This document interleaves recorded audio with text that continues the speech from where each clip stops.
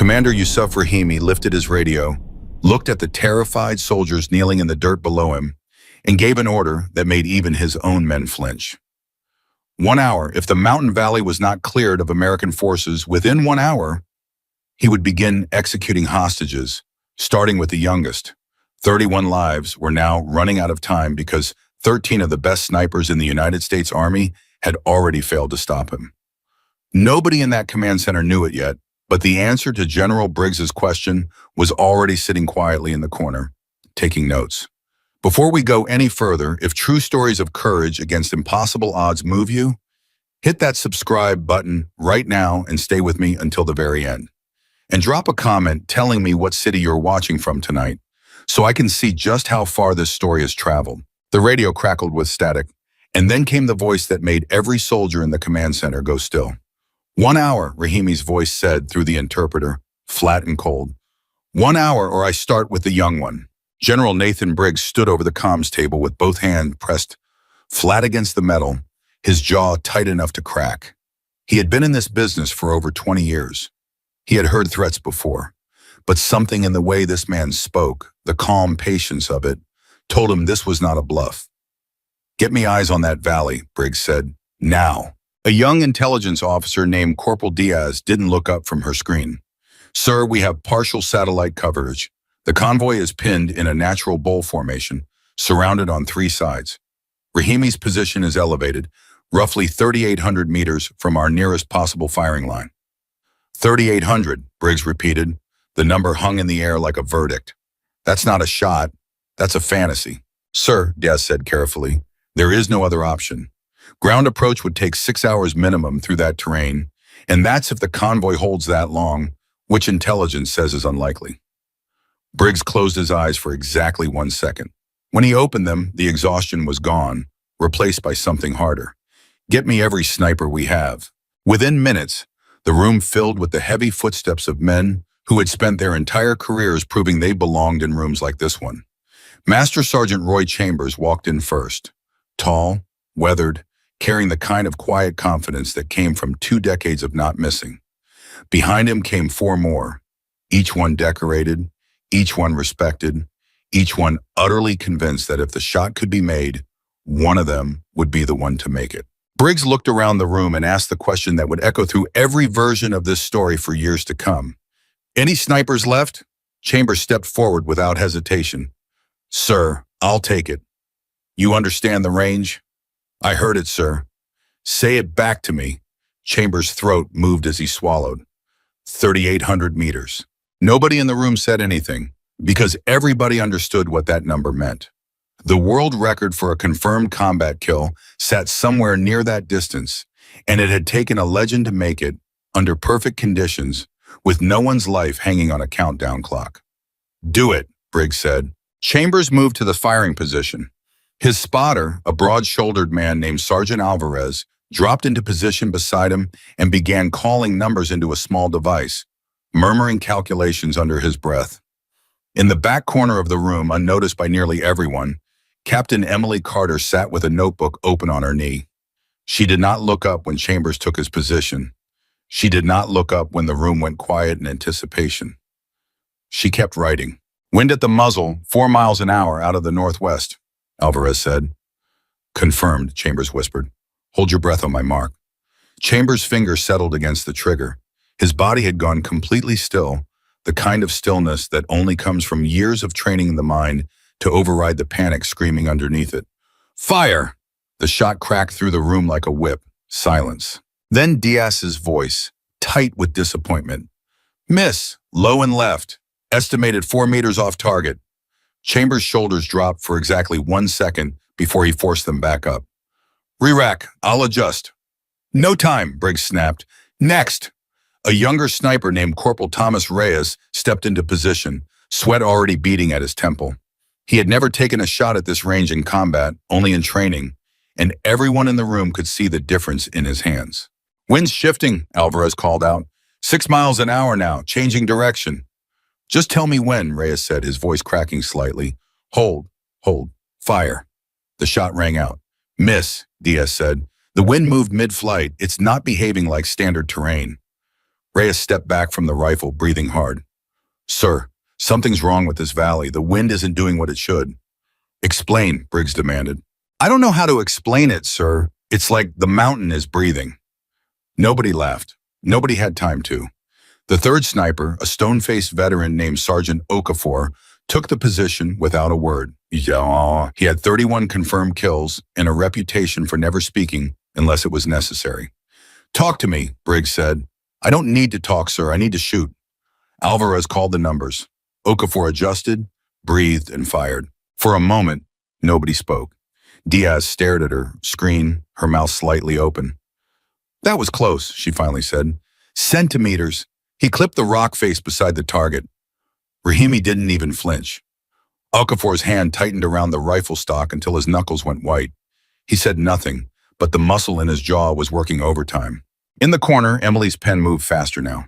She had noticed something in the pattern of the 3 misses that none of the men at the firing line had time to see, because they were too busy trying to survive the next 60 seconds. The 4th sniper failed. The 5th sniper failed. By the 6th attempt, the room had changed. The confidence that had filled it an hour earlier had drained out, replaced by something closer to dread. Soldiers who had never doubted themselves in their lives were beginning to doubt the mountain, the mission, and eventually, quietly, themselves. Sir, Chambers said, stepping toward Briggs, with respect, I don't think conventional windage math is going to solve this.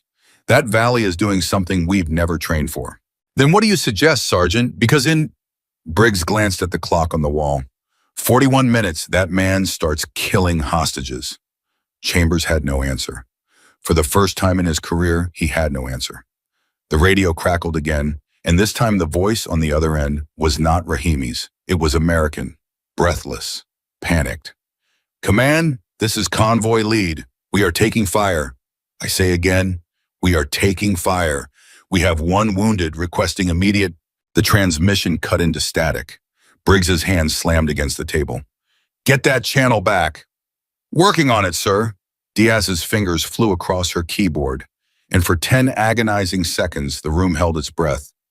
Command, this is convoy lead. We're still here. Wounded soldier is stable, but sir, we cannot hold this position much longer. A collective exhale swept through the room, but it did not bring relief. It brought urgency, sharper and more desperate than before. 7th attempt, Briggs said, his voice raw. Who's next?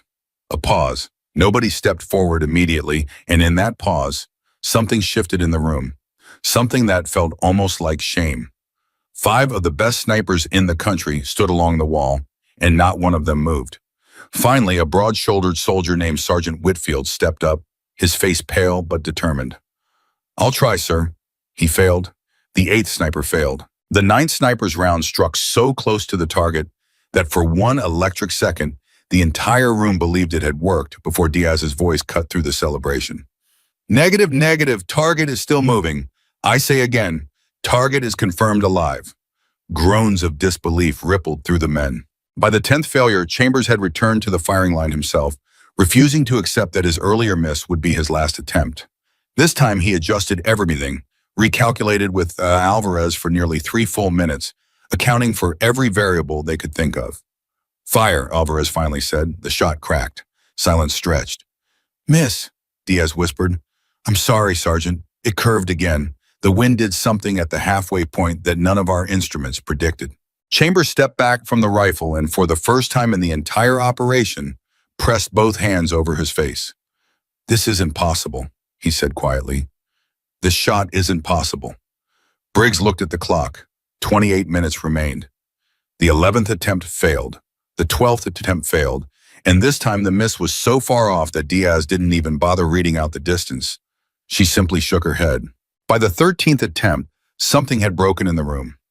The best marksmen the United States Army had to offer stood along the wall in silence, staring at their hands, at the rifle, at the floor, at anything that wasn't the general's face. Briggs turned in a slow circle, taking in every soldier standing there.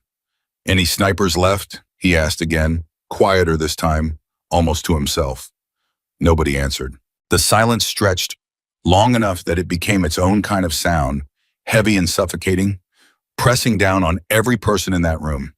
And then, from the back corner, a chair scraped softly against the floor. Every head turned. Captain Emily Carter stood up. For a moment, nobody recognized her, because for the entire operation, nobody had truly looked at her. She had been in the room the whole time, sitting quietly with her notebook, and somehow she had become invisible in a space full of people trained to notice everything. "Who is that?" Whitfield murmured to the soldier beside him. "Administrative," the soldier muttered back. "I think she does logistics." Emily heard it. She had heard versions of that sentence for most of her career. She did not flinch. She had joined the Army at 22 with a mind built for numbers and patterns, the kind of mind that saw the invisible architecture underneath chaotic systems. In training, instructors had praised her calculations while quietly assuming she would never need to use them in the field. In her first posting, a commanding officer had looked at her scores, the highest in her class, and then handed her a desk job anyway because, in his words, real shooters had a certain look to them, and she didn't have it. She had spent years proving herself in small ways that nobody remembered, filling notebook after notebook with calculations on wind behavior, thermal drift, and long-range ballistics that most of her superiors never asked to see. She studied not because someone told her to, but because she could not stop herself from understanding a problem once it had taken root in her mind. And this mountain, this valley, had taken root the moment she walked into the room 3 hours earlier. "Captain," Briggs said slowly, "this is not the time." "General," Emily said, her voice steady despite the pressure of every eye in the room, "I think I understand what's happening in that valley." A short, disbelieving laugh came from somewhere near the wall. Okafor, still rattled from his own miss, didn't bother hiding his skepticism. "With respect, Captain, 13 of the best shooters in this army just failed. What exactly do you think you understand that we don't?" Emily didn't back down. "I understand that none of you were wrong about your math. I understand that the wind isn't random, it's cyclical." "Cyclical," Okafor repeated flatly. "The valley creates a thermal pattern," Emily continued, stepping forward, notebook still clutched in her hand. "Cold air pools at the base during the early morning, then rises as the surrounding rock heats unevenly. That rising air interacts with the ridgeline above the target, creating layers that shift on a delay, not randomly, but in a cycle that repeats roughly every 90 seconds. Chambers stared at her. "You've been sitting there for 3 hours doing what exactly?" "Watching your misses," Emily said. "Every failed shot told me something. The first 3 rounds drifted low. That's consistent with a thermal updraft near the base of the valley. The next several drifted in inconsistent directions, which told me the mid-layer winds were interacting with something above them. Something none of your spotters were tracking because it's above standard measurement height." Alvarez, who had spent the last hour humiliated by his own calculations failing again and again, leaned forward. "You're saying there's a wind layer we're not accounting for?" "I'm saying there's a wind layer nobody has ever had a reason to account for," Emily said, "because nobody has ever needed to shoot this far, through this terrain, under this kind of time pressure." Briggs's eyes narrowed. "And you think you can hit a moving pattern that's changing every 90 seconds? "I don't think I can hit it whenever I want, General." Emily met his gaze without hesitation. "I think there's a window, a few seconds where every layer aligns. If I can time it, the shot becomes possible." The room had gone utterly silent, the kind of silence that comes when people who are trained to trust hard evidence are being asked to trust something they cannot yet see. Whitfield shook his head slowly. "Sir, this is insane. We have 20 minutes left, and she wants to test some kind of theory she came up with sitting in a chair." "I didn't come up with it sitting in a chair today," Emily said, her voice sharpening for the first time. "I've been studying wind behavior in mountain terrain for 11 years. Every notebook I filled, every report nobody read, every calculation my commanding officers filed away without looking at, it all led to this valley. I have never asked this room for anything. I am asking now." Chambers looked at Briggs. Briggs looked at the clock. 19 minutes. "Show me," Briggs said. Emily opened her notebook and spread 3 pages across the table, pages filled with dense calculations, wind charts, and a diagram of the valley that she had sketched from memory over the last hour, marking small numbered points along the ridgeline. Alvarez leaned over the pages, his skepticism slowly giving way to something else. "This is," he trailed off, running a finger down one column of numbers. "This actually tracks with the miss pattern, every single one." Okafor moved closer, arms still crossed, but his eyes had lost some of their hostility. You predicted our misses before they happened. I predicted where the wind was going to hit them, Emily said. Not because I'm smarter than any of you, because I had the luxury of watching instead of shooting. Daniel Pollard, the most decorated marksman in the room, a man who had said almost nothing during the entire operation, finally stepped forward. He had watched every failed attempt with the quiet calculation of someone who had seen more combat than anyone else present. He studied Emily's diagram for a long moment, his weathered face unreadable. "Where's the window?" he finally asked. Emily pointed to a section of her notes. "Based on the pattern, the next alignment should occur in approximately 4 minutes. It will last somewhere between 3 and 6 seconds. Pollard looked up at her, something shifting behind his eyes. "You're telling me you can call a 6-second window in a mountain valley from a chair in the back of this room?" "I'm telling you, I've been tracking that window since the third failed shot," Emily said, "and it's held true every single time since." The room seemed to hold its breath collectively. Briggs's radio crackled again. "Command, this is convoy lead. Hostage situation is escalating. I say again, hostiles are moving the youngest captive into open position. They are preparing." The transmission cut, and this time nobody breathed until it came back. "Command, do you copy? They are preparing for execution. We need that shot now." Briggs turned back to the room. 15 minutes remained. He looked at his 5 best snipers, exhausted, shaken, staring at the floor. He looked at Emily Carter, standing straight, notebook in hand, the only person in the room who had not once flinched. "Captain Carter," he said slowly. "Sir, can you make this shot?" The question hung in the air, heavier than any of the 13 failed rounds that had come before it. Emily did not answer immediately. She looked at the notebook in her hands, at the calculations that had consumed 11 years of quiet, overlooked work, at the men around her who had spent the last hour discovering the limits of everything they thought they knew. "I can give you the best attempt anyone has made today," she said finally. It wasn't a guarantee. It wasn't false confidence.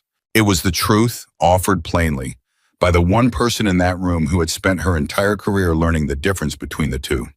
Pollard studied her for one long moment, then turned to Briggs. "General," he said, "she's the only one in this room who's been right about anything for the last hour." Briggs looked at the clock. 14 minutes. 31 lives.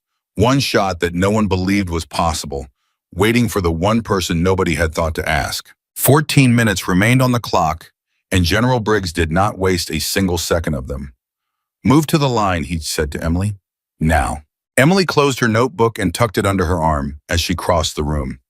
Every eye followed her, and for the first time in her career, she did not feel invisible. She felt exposed the way a person feels standing on a stage they never auditioned for.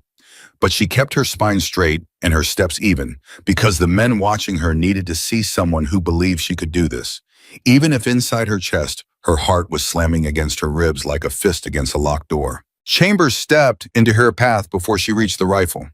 He was not blocking her. He was studying her, the way a soldier studies a bridge he is about to cross, testing its weight before trusting it with his life. "You understand what happens if you miss," he said quietly, not unkindly. "I understand what happens if nobody tries," Emily answered. Chambers held her gaze a moment longer, then stepped aside. "Then don't miss, Captain." Pollard was already at the rifle, running his hands along the barrel with the careful respect of a man greeting an old friend. He looked up as Emily approached.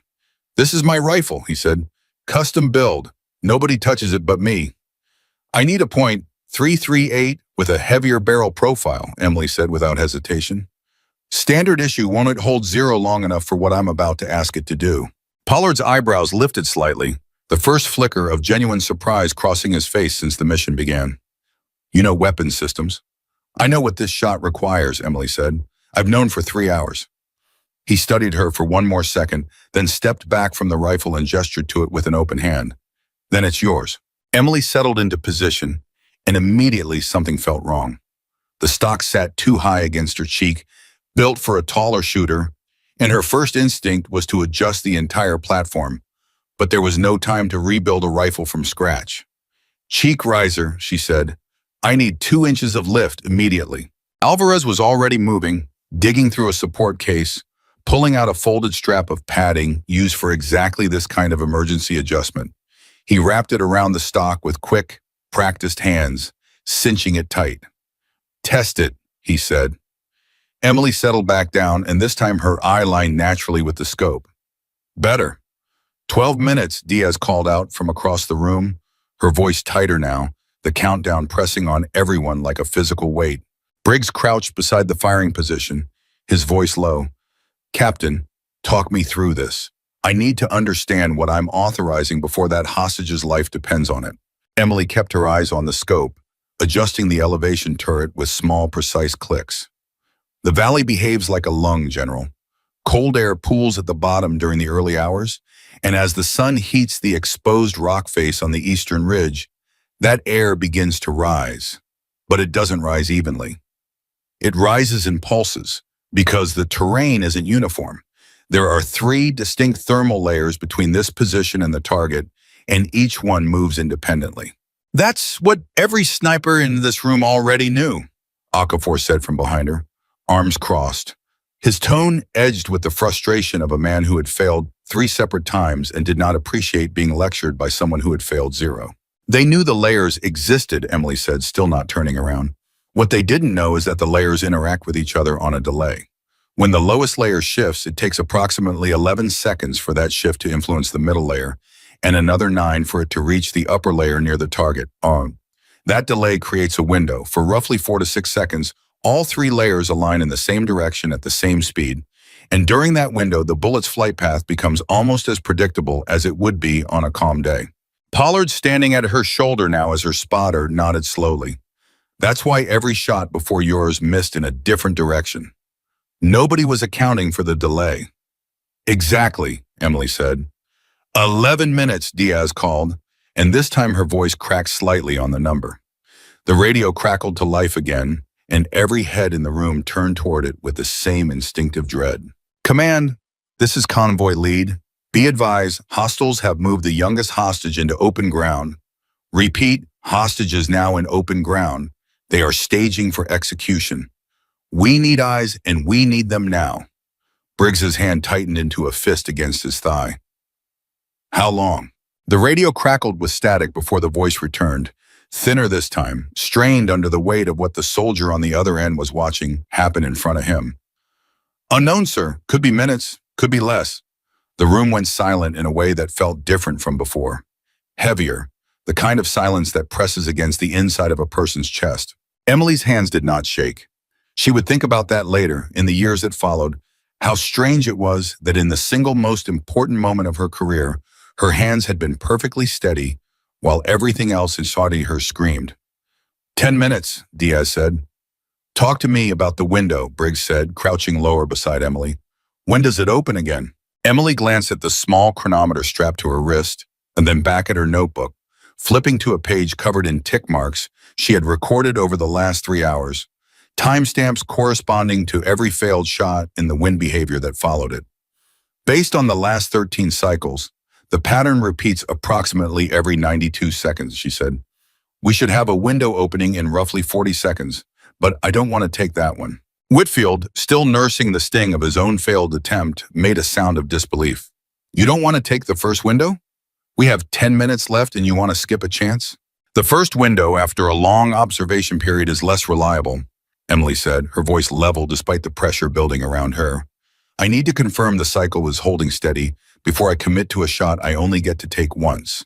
If I fire on unconfirmed data and I'm wrong, we lose the element of surprise, Rahimi's men reposition, and every future shot becomes exponentially harder." "So you're saying we wait," Briggs said. "I'm saying I need one more confirmed cycle before I fire," Emily said. "That's 92 seconds, plus the shot itself. We can afford that. We cannot afford a miss."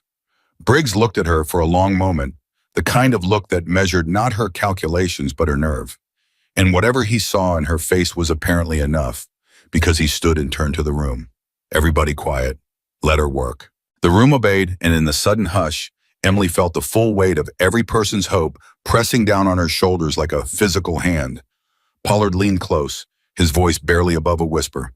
"Talk me through what you're watching for. I want to help you track it." "Watch the tree line on the lower ridge," Emily said, pointing to a live feed displayed on a monitor beside them, the grainy image trembling slightly with the wind. When the branches on the left side begin moving before the branches on the right, that's the first layer shifting. Count from that moment. Pollard fixed his eyes on the screen, and for the first time since the operation began, the most decorated marksman in the room deferred completely to someone else's judgment. There, he said suddenly. Left side moving. Starting the count, Emily said, her eyes never leaving the scope. 9 minutes.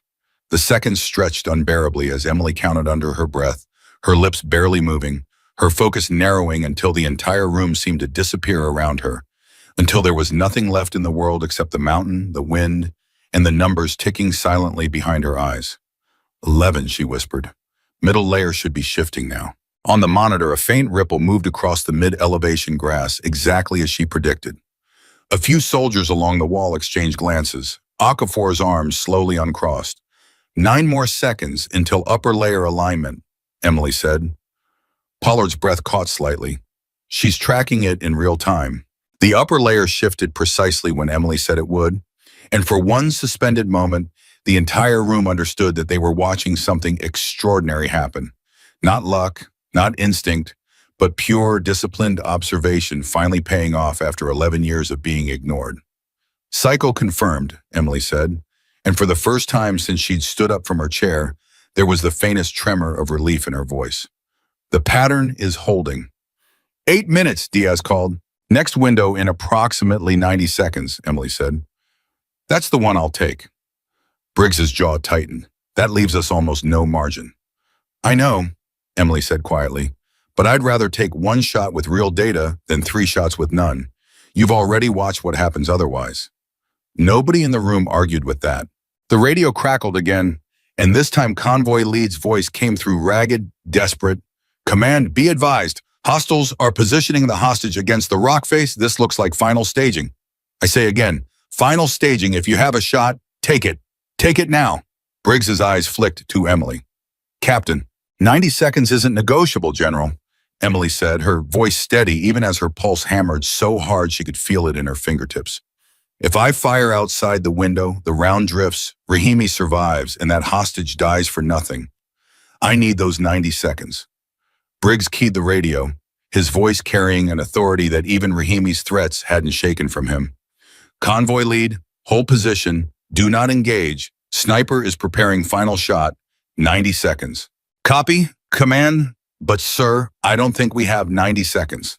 The line went quiet, and in that quiet, something in Briggs's face changed, the mask of command slipping just enough to reveal the human being underneath it. A man who had sent soldiers into danger for 2 decades and had never once gotten used to the weight of it. 7 minutes, Diaz said, her voice barely audible now.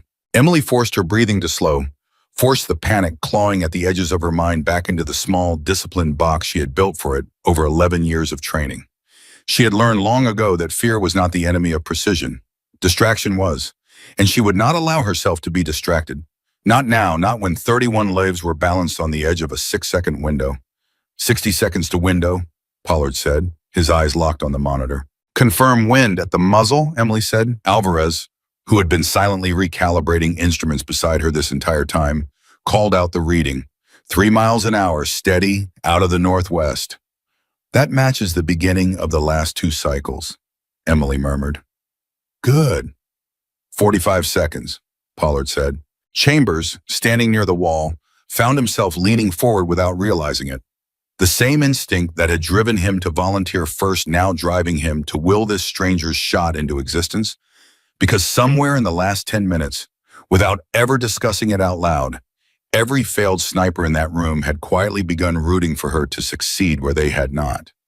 30 seconds, Pollard said. Emily's finger rested lightly against the trigger guard, not yet on the trigger itself, her body settling into the same profound stillness that Chambers had shown at the very beginning of the operation, except this time it did not feel like performance. It felt like certainty. And then the radio erupted. Command! Command! They're moving. They're removing the hostage, I say again. They have moved him to a new position, elevated, closer to the commander. This changes the shot angle. Does your sniper copy? Does she copy? Emily's entire body went cold. Say again, Briggs barked into the radio. Say the position again. He's been moved 11 meters east and elevated approximately 2 meters. They've put him directly beside Rahimi, sir. I think they're using him as a shield now. This is not the position she calculated for. The room seemed to tilt. Every calculation Emily had built over the last 3 hours, every timestamp, every observed cycle, had been based on a fixed target position. Now the position had shifted. And worse, the hostage had been moved directly into the blast radius of any margin for error. 15 seconds to window, Pollard said, his voice tight with the sudden, brutal understanding of what this meant. Captain, Briggs said, his voice sharp with urgency. Can you adjust? Emily's mind raced, recalculating the angle in real time, factoring in the new elevation, the new lateral distance, the terrifying proximity of an innocent life to the only acceptable margin of error she had. Sweat beaded at her hairline despite the cool air in the room. I need 3 seconds, she said. You don't have 3 seconds, Alvarez said, his eyes locked on the readout. Window opens in 10. Then I'll take 3 of the window seconds to adjust, Emily said, her voice hardening into something that silenced every doubt still lingering in the room. Everybody, quiet, now. The room obeyed instantly. Emily's hands moved with a speed and precision that made Pollard's breath catch. Small adjustments to the scope's elevation, a fractional shift in her own body position. Her mind running the new numbers faster than any calculator in the room could have managed. 5 seconds, Pollard whispered. New angle locked, Emily said, her voice barely audible. 4. Her finger settled onto the trigger. 3. The wind on the monitor rippled exactly as she had predicted, the lower layer shifting first. 2. The middle layer moved. 1. Emily exhaled, slow and controlled, her entire body going utterly still, the way it had 1,000 times before in training, in solitude, in rooms nobody had ever cared to watch her practice in. Window open, Pollard breathed, and in that instant, before Emily's finger could complete its final fractional movement, the radio screamed to life one more time. Convoy lead's voice raw with terror. Command, he's raising his weapon. He's raising it right now. If you're going to take the shot, take it, take it, take. The transmission cut into static. Every soldier in the room froze. Briggs's hand hovered over the radio, unable to speak, unable to breathe. Chambers' fists clenched so tightly his knuckles had gone white. Okafor had stopped breathing entirely. Emily heard none of it. In the 6 seconds that belonged only to her, the room had ceased to exist. There was no general, no radio, no countdown clock ticking toward 0. There was only the mountain, the wind moving exactly where she had known it would move, and 31 lives balanced on a decision that 11 years of overlooked notebooks had prepared her to make. Her finger began its final pull.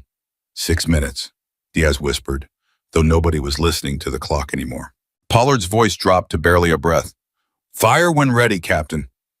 Emily's world narrowed to a single point of light at the very edge of the scope, the faintest silhouette of a man who held 31 lives in his hands, standing exactly where her calculations said he would stand, in exactly the window her 11 years had promised her would open.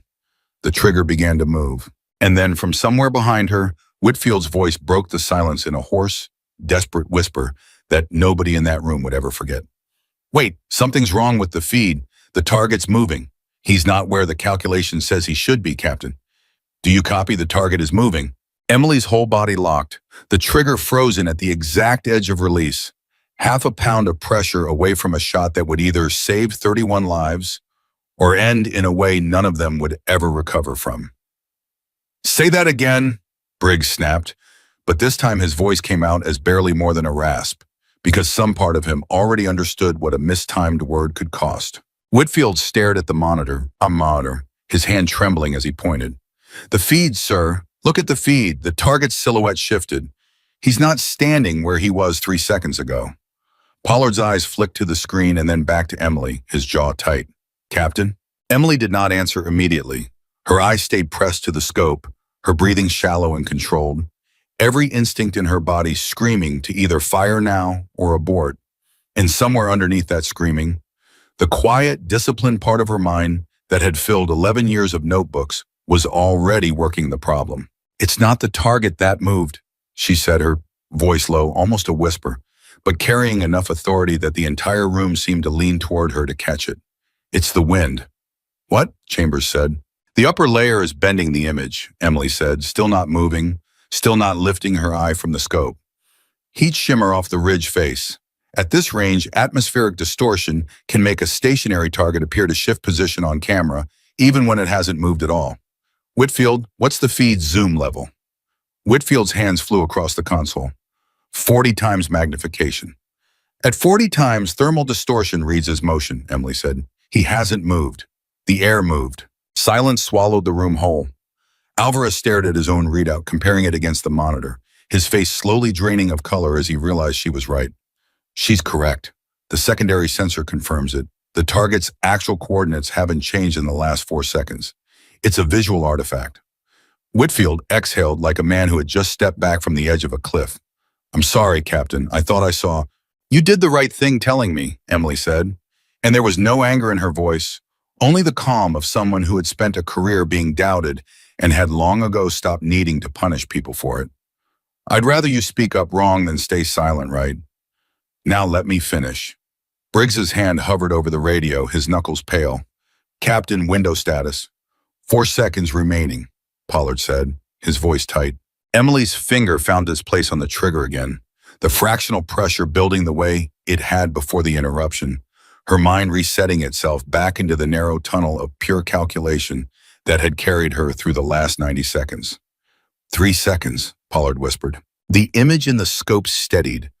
The false shimmer settling, the true outline of a man standing exactly where Emily's mathematics had said he would stand, exactly where an innocent life stood pressed beside him, closer than any margin of error should ever have to tolerate. 2 seconds. Somewhere behind her, she heard Briggs' breath catch, heard the low murmur of Chambers muttering something under his breath that might have been a prayer, though the man would later deny it had been anything of the sort. 1 second. Emily's whole world reduced itself to the crosshair, to the wind, to the mountain that had spent 3 hours teaching her its secrets, one failed shot at a time. And in that final second, something inside her went utterly quiet, the way it always did in the instant before the truth revealed itself. The trigger broke. The rifle's report cracked through the room like a peal of thunder, and the sound seemed to hang in the air far longer than physics should have allowed, as if the entire building had gone still just to hold it. Nobody moved, nobody breathed.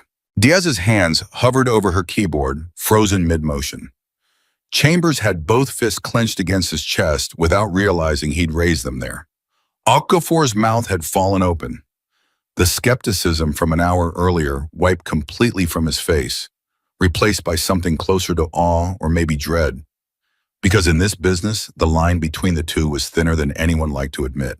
The bullet was already gone, already crossing a distance that no one in that room had ever seen a round travel in real combat, cutting through layer after layer of shifting mountain air, through the exact window Emily had spent 3 hours learning to predict, carrying with it 11 years of overlooked notebooks, 11 years of quiet rooms nobody had bothered to walk into, 11 years of a woman proving something to herself long before she ever got the chance to prove it to anyone else.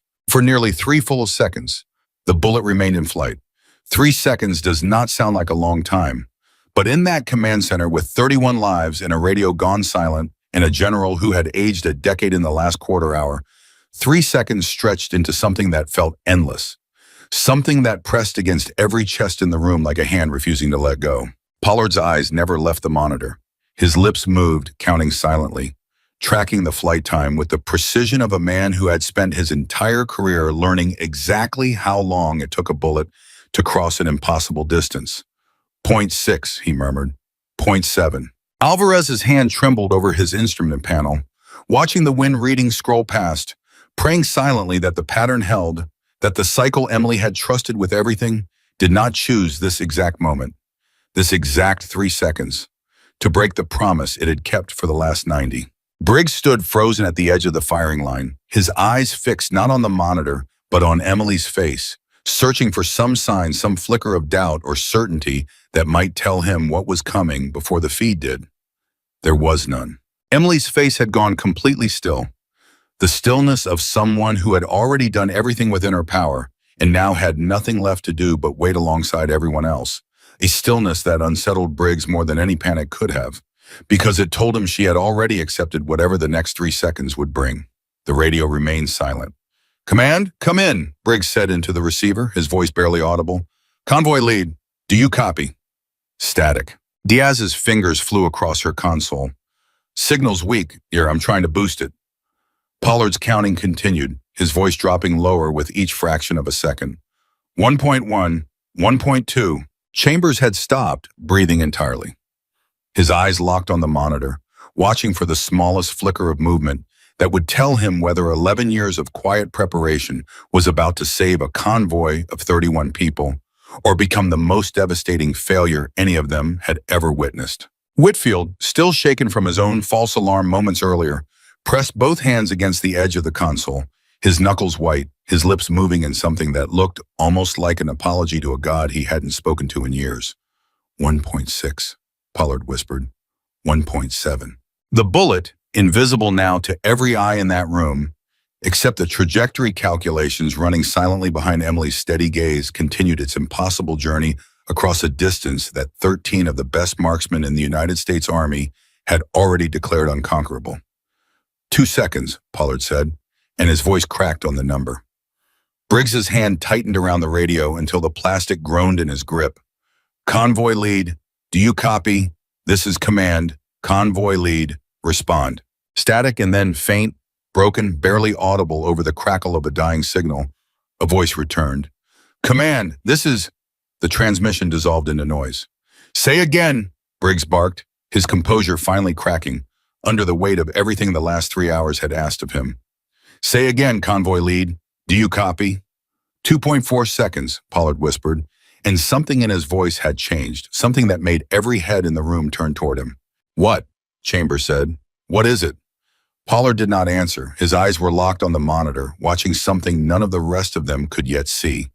His mouth slightly open, his entire body gone rigid. The radio crackled once more, and this time the voice broke through clearly enough to understand, though the words themselves seemed to hang suspended in the air, too enormous for the room to fully absorb all at once. Command, this is convoy lead. Be advised. The transmission cut again. Diaz slammed her palm against the console. Signals degrading. I need 30 seconds to rear sheet through the secondary relay. We don't have 30 seconds, Briggs said, his voice raw. We don't have anything left to give. Emily had not moved from the firing position. She remained exactly as she had been the instant the shot left the barrel, her eyes still against the scope, her breathing slow and even, watching the last fragments of trajectory data scroll across the small display mounted beside the rifle, numbers that meant nothing to anyone else in the room, but everything to her. 2.8 seconds, Pollard said, his voice now barely a whisper. And then on the monitor, something happened. A ripple, a shift, a single frame of grainy footage that showed a shape near the target coordinates moving in a way that made Whitfield's breath catch audibly, that made Okafor take an involuntary step forward, that made Chambers' hands unclench for the first time in nearly a minute. What am I looking at? Briggs demanded, his eyes darting between the screen and Emily's unmoving silhouette at the rifle. Somebody tell me what I'm looking at. Nobody answered because nobody yet knew, because the feed had frozen for one impossible, agonizing half-second on an image that could have meant anything, could have meant the mission's greatest triumph or its most devastating collapse. And in that frozen half-second, every soldier in that room found themselves holding a breath they didn't remember taking, waiting for a truth that 3 hours, 13 failed shots, and one impossible woman with a notebook had all led them to. The frozen frame held for exactly one more heartbeat before the feed corrected itself, and when it did, Pollard's voice broke through the silence like a dam giving way. Impact, he said. Impact, impact, target is down. For one full second, nobody in the room reacted because the words seemed too large to fit inside the space they'd just been spoken into. Then Diaz's hands flew to her mouth. Chambers' knees actually buckled slightly before he caught himself against the wall. Whitfield let out a sound that was somewhere between a laugh and a sob. And Okafor, the same man who had questioned Emily's credentials less than 15 minutes earlier, dropped his head back and exhaled a breath that seemed to carry the weight of every failed shot he'd taken that day. Confirm, Briggs said, his voice sharp, refusing to believe it until the words came from someone whose job it was to be certain. Diaz, confirm target status. Diaz's fingers moved across her console with shaking urgency, pulling the feed steady, zooming, cross-referencing. For 3 agonizing seconds, The only sound in the room was the soft click of her keyboard and the ragged breathing of a dozen soldiers who had aged years in the last quarter hour. Confirmed, Diaz finally said, her voice cracking on the word. Target Rahimi is down, no movement. Secondary thermal reads no vital signs. He's gone, sir, he's gone. The room erupted, but it wasn't the kind of eruption anyone could have predicted an hour earlier. There were no fists pumped in triumph, no cheers of victory. Instead, grown men who had spent their careers mastering the art of not feeling anything in moments like this stood frozen, some with hands pressed over their mouths, some with eyes suddenly wet, all of them staring at Emily Carter as if seeing her for the very first time. The radio crackled back to life, the signal finally stabilizing, and Convoy Lead's voice came through, clear and shaking with disbelief. Command, this is Convoy Lead. Target is down. I say again, hostile commander is confirmed down. Hostiles are breaking formation. They're retreating. The hostage is safe. I say again, the hostage is safe. Briggs closed his eyes. For a man who had spent 20 years learning to compartmentalize the weight of every decision he made, the sound of that transmission seemed to unlock something he hadn't allowed himself to feel since the operation began. His shoulders dropped. His hand, still gripping the radio, finally loosened. All hostages, he said into the receiver, his voice unsteady in a way none of the soldiers in that room had ever heard before. Confirm all hostages. A pause that felt like an eternity. Command, this is Convoy Lead. We have a visual on all 31. Repeat, all 31 are accounted for and alive. We have wounded, but no fatalities. I say again, no fatalities. Something broke loose in the room then, a wave of sound that swept through every soldier standing there. Half laughter, half disbelief. The sound of people who had spent the last hour watching the impossible fail again and again, suddenly forced to reckon with the fact that it hadn't failed after all. Emily remained at the rifle for a moment longer than anyone else moved, her hands still resting lightly against the stock, her breathing only now beginning to catch up with what her body had just done. She had trained for this moment for 11 years. She had imagined it 1,000 times in the quiet of empty ranges and late nights bent over notebooks nobody asked to see. But nothing had prepared her for what it actually felt like when the weight finally lifted, when 11 years of being overlooked collapsed all at once into a single undeniable truth playing out on a screen in front of 24 witnesses. Her hands began to shake, not before, not during, only now after, when it no longer mattered, when the mission was already won and there was nothing left to steady herself for. Pollard noticed. He always noticed things like that, the small human cracks that appeared after the armor came off. And instead of saying anything, he simply reached out and rested a hand briefly on her shoulder, the kind of gesture that needed no words attached to it. You did it, he said quietly, just for her. You actually did it. Emily let out a breath she felt like she'd been holding for 3 hours. The window held, she said, her voice unsteady. I got lucky, the pattern didn't break. That wasn't luck, Pollard said, shaking his head slowly. I've been doing this for 19 years, Captain. I know what luck looks like. Luck doesn't predict a wind cycle down to the second. Luck doesn't catch a false movement on a monitor and explain thermal distortion in real time while a hostage's life hangs on the next 90 seconds. What you just did wasn't luck. It was the most disciplined piece of shooting I have ever witnessed in my career. Chambers approached next, and there was something different in the way he carried himself now. None of the careful skepticism from earlier, none of the quiet condescension that had colored the room when Emily first stood up from her corner. He extended his hand. I owe you an apology, Captain, he said. When you stood up, I'll be honest, I didn't think you had any business being at that rifle. I was wrong about a lot of things today. Emily shook his hand, her grip steadier now, the tremor slowly working its way out of her fingers. You weren't wrong to doubt me, she said. Nobody in this room had ever seen me shoot. Doubt is reasonable when there's no evidence yet. I just happened to have the evidence in my notebook instead of on a scoreboard. Chambers actually laughed, a short surprise sound. 11 years of notebooks nobody read. 11 years of notebooks nobody asked to read, Emily corrected gently. And something in the way she said it, without bitterness, without accusation, simply as a fact she had made peace with long ago, seemed to land on every soldier in the room at once. Briggs had finished his transmission with Convoy Lead and turned back toward the firing line, and the entire room seemed to straighten instinctively at his presence. Old habits reasserting themselves even in the middle of a moment that had shattered every expectation anyone walked in with. He crossed the room slowly, his eyes fixed on Emily the entire way, and when he finally reached her, he didn't say anything for a long moment. He simply looked at her, the way a man looks at something he's trying to understand for the first time. "Captain Carter," he said finally.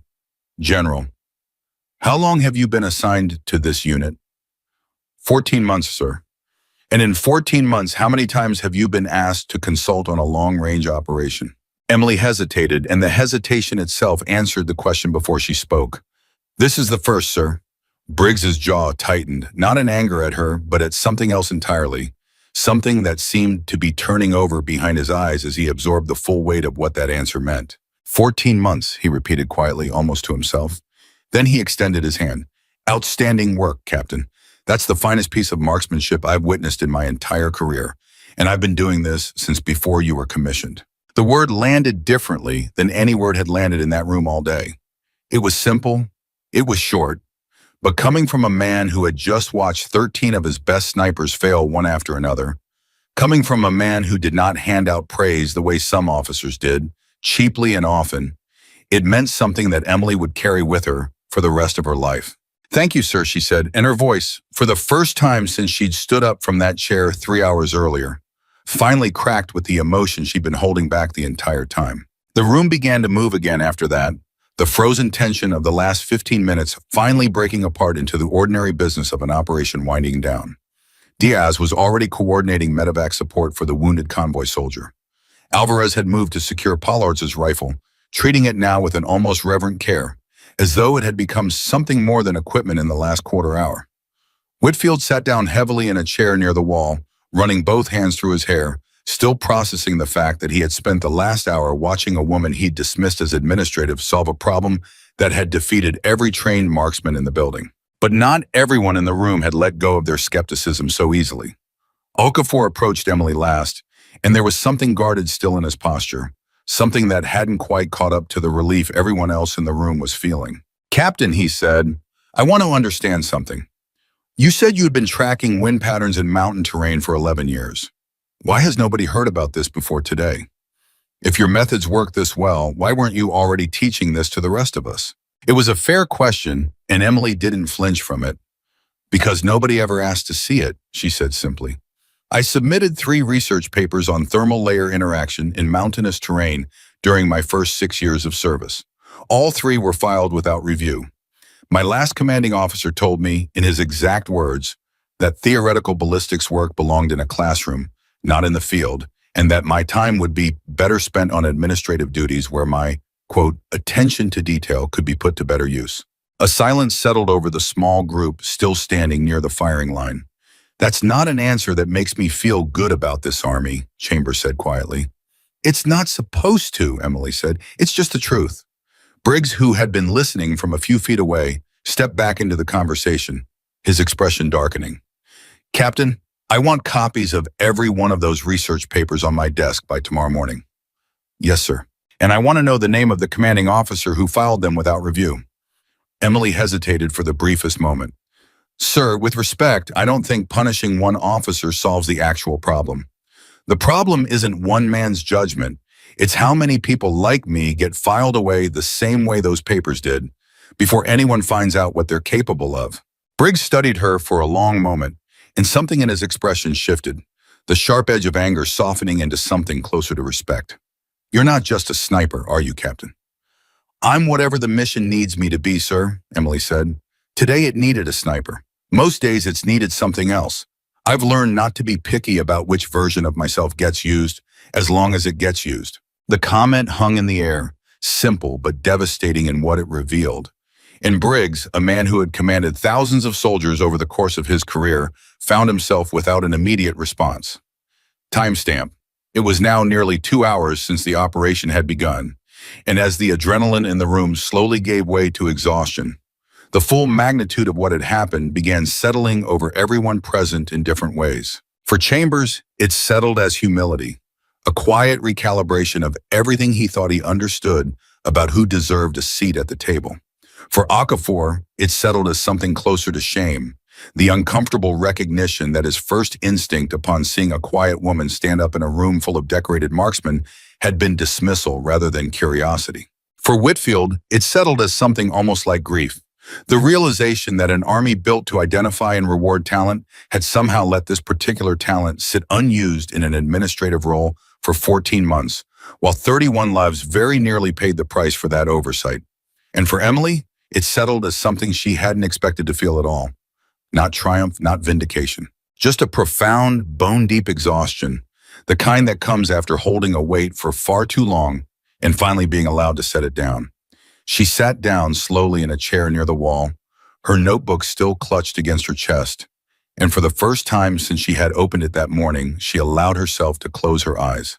Pollard sat down beside her without a word, and for a while neither of them spoke.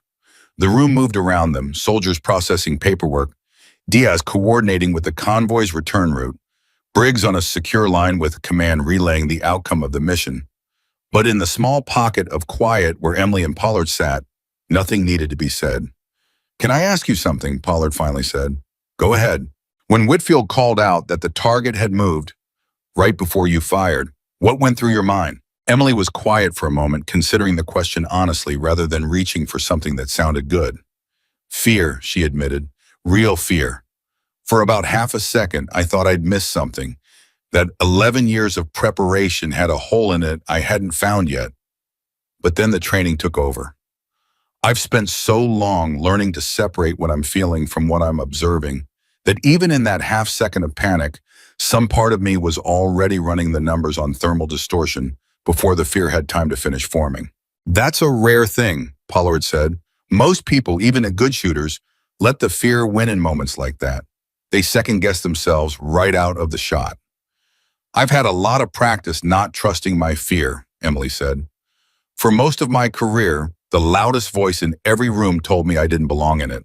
If I'd let fear win every time somebody doubted me, I never would have made it this far." Pollard nodded slowly, understanding something in that sentence that went far beyond the events of the last 3 hours. Briggs's voice cut through the room a few minutes later, calling for everyone's attention as he finished his call with command. "Listen up. Command wants a full debrief on this operation within the hour, and they specifically want to understand how a shot that 13 qualified snipers determined was not viable ended up succeeding on the 14th attempt. Captain Carter, that means you're going to be doing most of the talking." Emily stood, some of her composure returning, though the exhaustion still sat heavy behind her eyes. "Understood, sir." "And Captain," Briggs added, his voice softening slightly, "I want you to understand something before we walk into that room. What you did today is going to get studied by people far above my pay grade. There are going to be officers who ask hard questions, who push back on your methods, because it's easier to question a new idea than to admit the old ones weren't good enough. I need you to be ready for that." "I've been getting questioned my whole career, sir," Emily said. "I can handle a debrief." Briggs almost smiled. "I believe you." The debrief, when it came, unfolded exactly as Briggs had warned.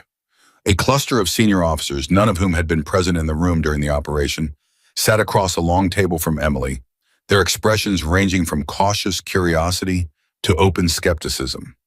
One colonel in particular, a stern man named Harrington, who had built his reputation on conventional ballistics doctrine, seemed determined to poke holes in every explanation Emily offered. "Captain Carter," Harrington said, flipping through a printed summary of her research papers that had been hastily compiled that afternoon. "You're telling this board that you identified a repeatable wind cycle in complex mountain terrain in real time under combat pressure using nothing but observational notes and mental math." "That's correct, sir. That's an extraordinary claim." "With respect, sir, I'm not asking you to take my word for it," Emily said, meeting his gaze steadily. "I'm asking you to look at the outcome. 13 shots using conventional windage calculation failed.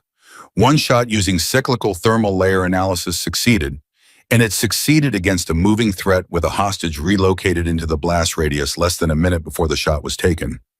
The data speaks for itself." Harrington's expression didn't soften immediately, but something in his posture shifted, the reflexive defensiveness giving way, however grudgingly, to genuine consideration. "You've submitted papers on this before." "3 times, sir, beginning 6 years ago. And they were rejected. Filed without review, Emily corrected quietly. There's a difference. Harrington was silent for a long moment, and when he finally spoke again, his voice had lost some of its earlier edge. That's a difference this board intends to correct, Captain. I'd like copies of those papers sent directly to my office. All three of them. It wasn't an apology. Men like Harrington rarely offered those outright. But it was something, a door cracking open after years of staying firmly shut, and Emily recognized it for what it was. The debrief stretched on for nearly 2 hours, question after question, each one probing deeper into methods that Emily had spent over a decade refining in near total obscurity. By the end of it, something had visibly changed in the room. The skepticism that had greeted her at the start replaced by something closer to reluctant, dawning respect. When the meeting finally adjourned, Pollard was waiting for her outside, leaning against the wall with his arms crossed, a small, tired smile on his face. "How'd it go?" he asked. "Better than I expected," Emily admitted.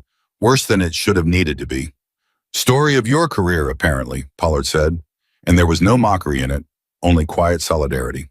They walked together for a while, the adrenaline of the day finally beginning to fade into the bone-deep tiredness that always followed missions like this one. The kind of tiredness that lived in the muscles long after the mind had processed what happened. "Can I tell you something?" Pollard said eventually. "Go ahead. 19 years I've been doing this job. I've trained under some of the best long-range instructors this country has ever produced. And in 19 years, I have never seen anyone read a wind pattern the way you read that valley today. Not once. I've read the reports on the world record shots, studied the men who made them, and none of it compares to watching someone build an entirely new framework for understanding terrain in real time, under that kind of pressure, and be right." Emily was quiet for a moment, unsure how to absorb praise of that magnitude, after so many years of receiving almost none at all. "I appreciate that," she finally said, "but I want to be honest with you. Today wasn't a lightning strike of talent. It was 11 years of unpaid, unrecognized work finally getting the 15 minutes it needed to matter. I've made that same calculation 1,000 times in empty ranges where nobody was watching. Today, someone finally was." Pollard nodded slowly. "Then maybe that's what needs to change.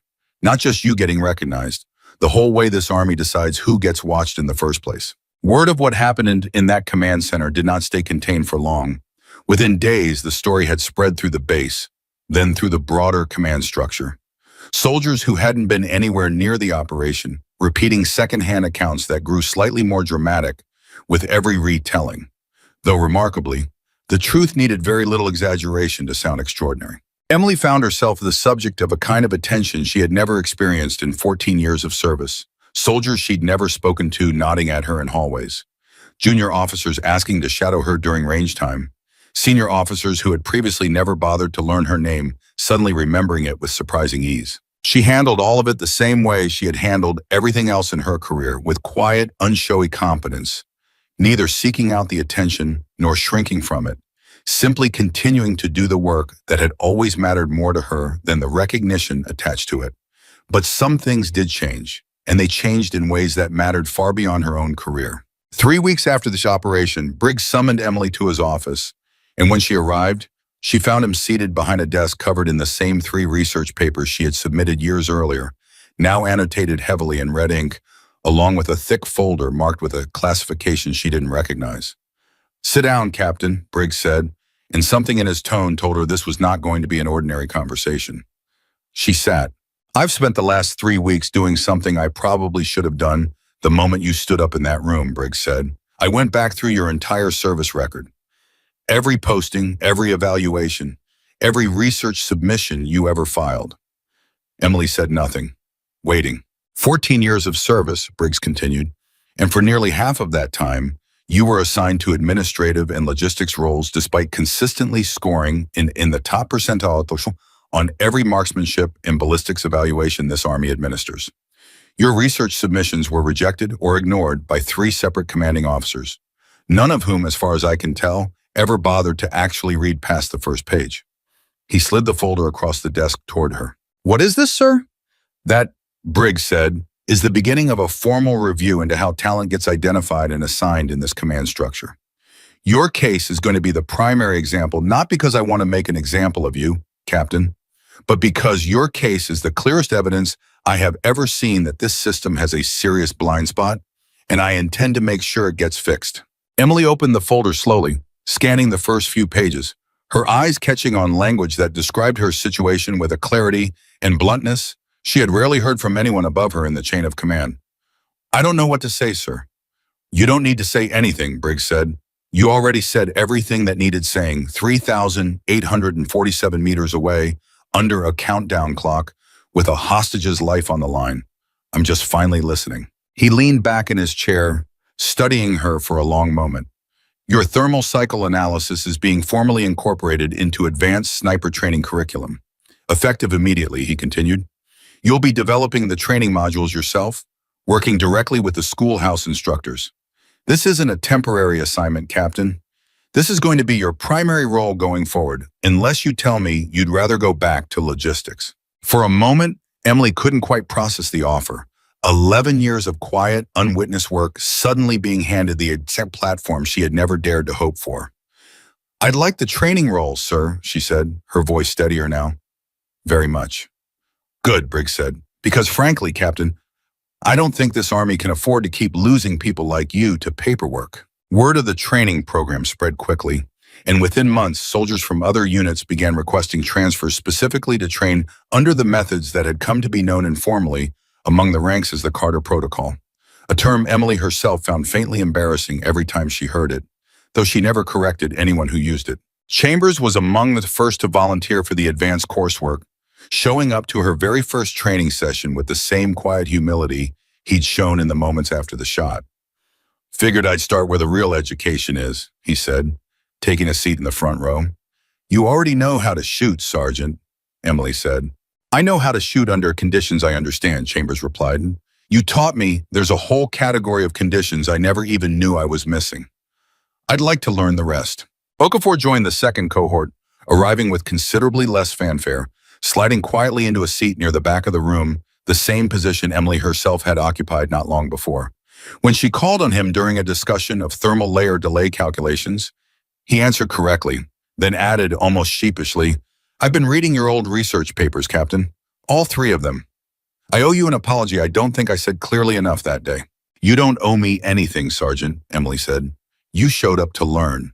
That's the only apology I need." Months turned into a season, and the training program expanded further, eventually drawing attention from outside the immediate command, other units requesting Emily's methods be incorporated into their own long-range training curricula.